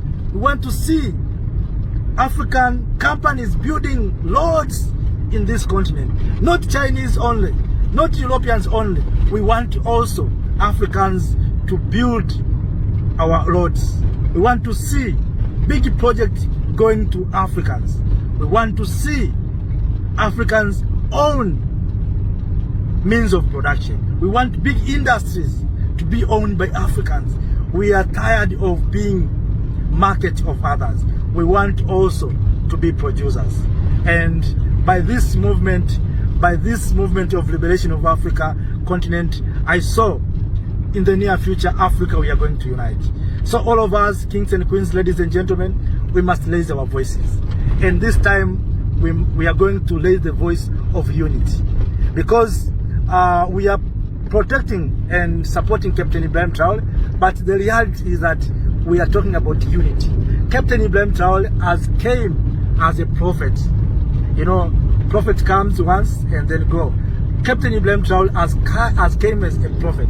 So we must use Captain Ibrahim Traoré to show us the way, to unite us as he has done, of course, to succeed to unite us around the globe, because it is the first time to see Africans coming together the way Africans came together on April 30th, when the Africans united to speak with one voice. So this time we need to move beyond that. We need to also talk about unity of this continent. You know, I'm repeating the word unity because even these things that are happening right now, if we are so united, I'm sure America could not have power to tell us what to do. But if Africa we are so united, we are talking as a continent or a country of 1.3 billion people, under the leadership of maybe Captain Ibrahim Traoré, America will not touch us. Russia will respect us. China will respect us. But if we continue in a division without coming together, yes, they will wait.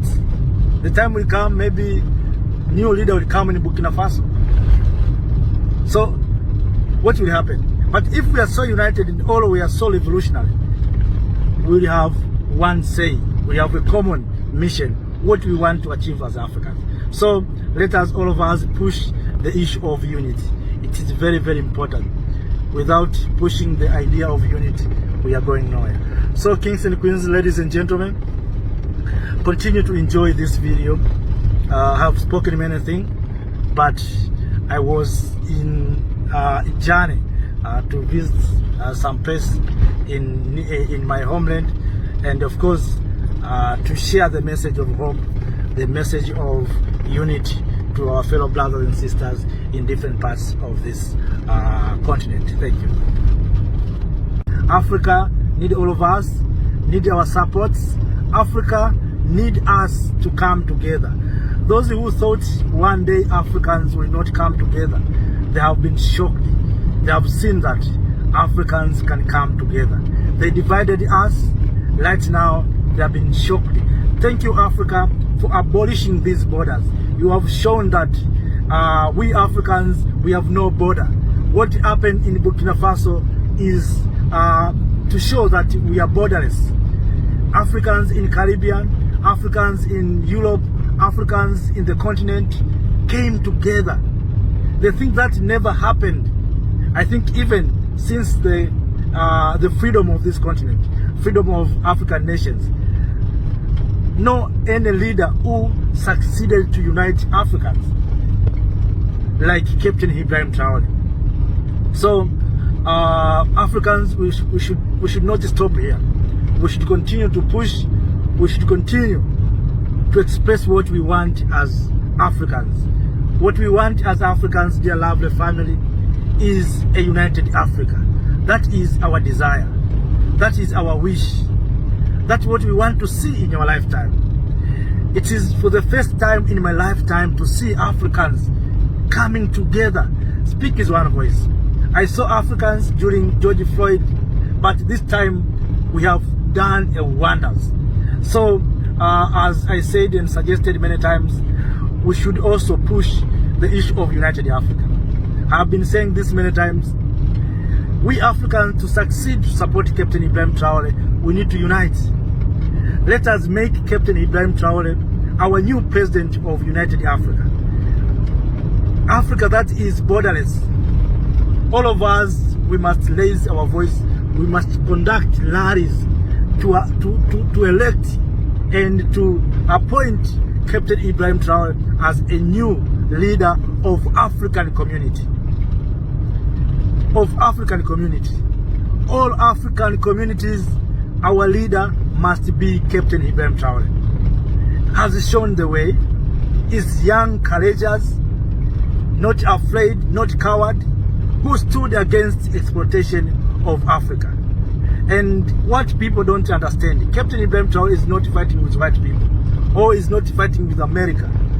Captain Ibrahim Traore is fighting with a system that are keeping Africans into exploitative issues or exploitative environment.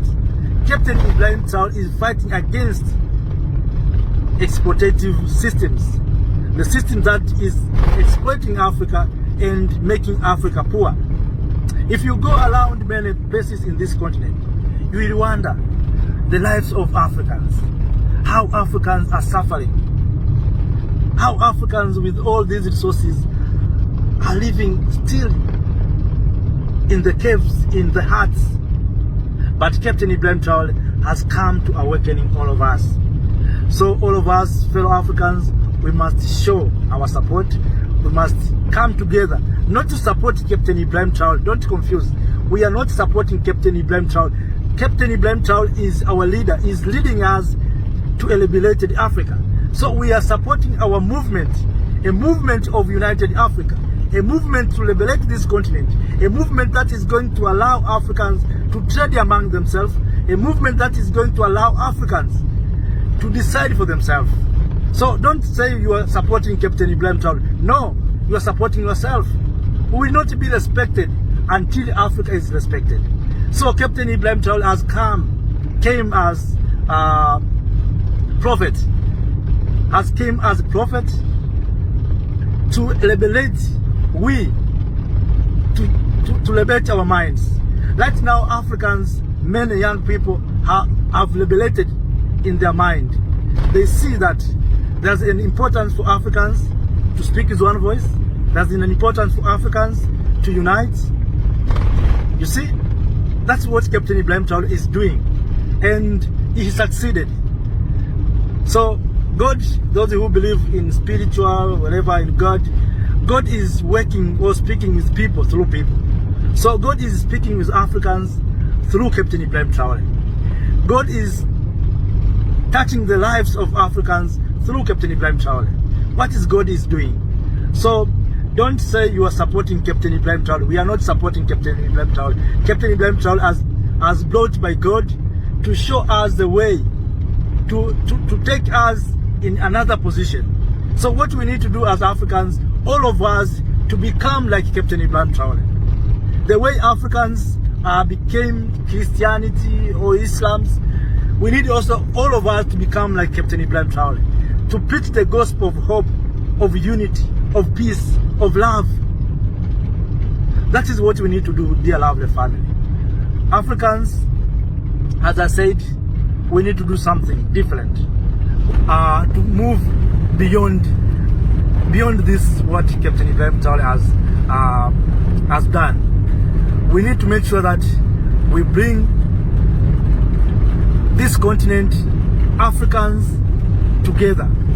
So we want to see our brothers in Caribbean enjoying the fruits of our mother continent Africa. This is our mother continent Africa, dear lovely family. We want Africans to enjoy their resources, Africans to enjoy their minerals, their water, whatever, all things, agriculture. We want Africans not to become beggars, not to become job seekers. We want Africa that have, we want African that is, African continent that is powerful. That's what we want, dear lovely family. So Captain Ibrahim Traoré has shown us the way. And as I said, I traveled to some area. Of traveling to this area is to see the lives of our fellow brothers and sisters in different parts. When you see a leader who is fighting for liberation, you need to send the message. There are some people who didn't get the message of Captain Ibrahim Traoré because of division. So sometimes we try to meet with people, to talk with them, that we have one of our liberator known as Captain Ibrahim Traoré. Those who are in, maybe it is very easy, but people who are living in town, in village, they don't know Captain Ibrahim Traoré. So we move to those people to tell them that Captain Ibrahim Traoré, you see here what African women are doing here. You see. That is the Africa that we are talking about. And that we need to liberate this continent. But all in all, let us keep those things aside. But the message here is that we need to come together. We need to unite. We need to speak with one voice. Africans around the globe, we need to continue to push to have our own agenda. The agenda is right now is liberation of our mother continent, Africa. So we must continue with these strategies. We must mobilize another rally, the rally that will cause Africans to see the importance of united Africa. I'm sure if Africa was united, these things should not be happening. America will not talk about Burkina Faso as if he's speaking with his children. But because we are so divided, that's why America can stand up and speak about any country without fear of anything. But if we can unite, we can stop those disrespect to us, the people of Africa. So kings and queens, ladies and gentlemen, join with us.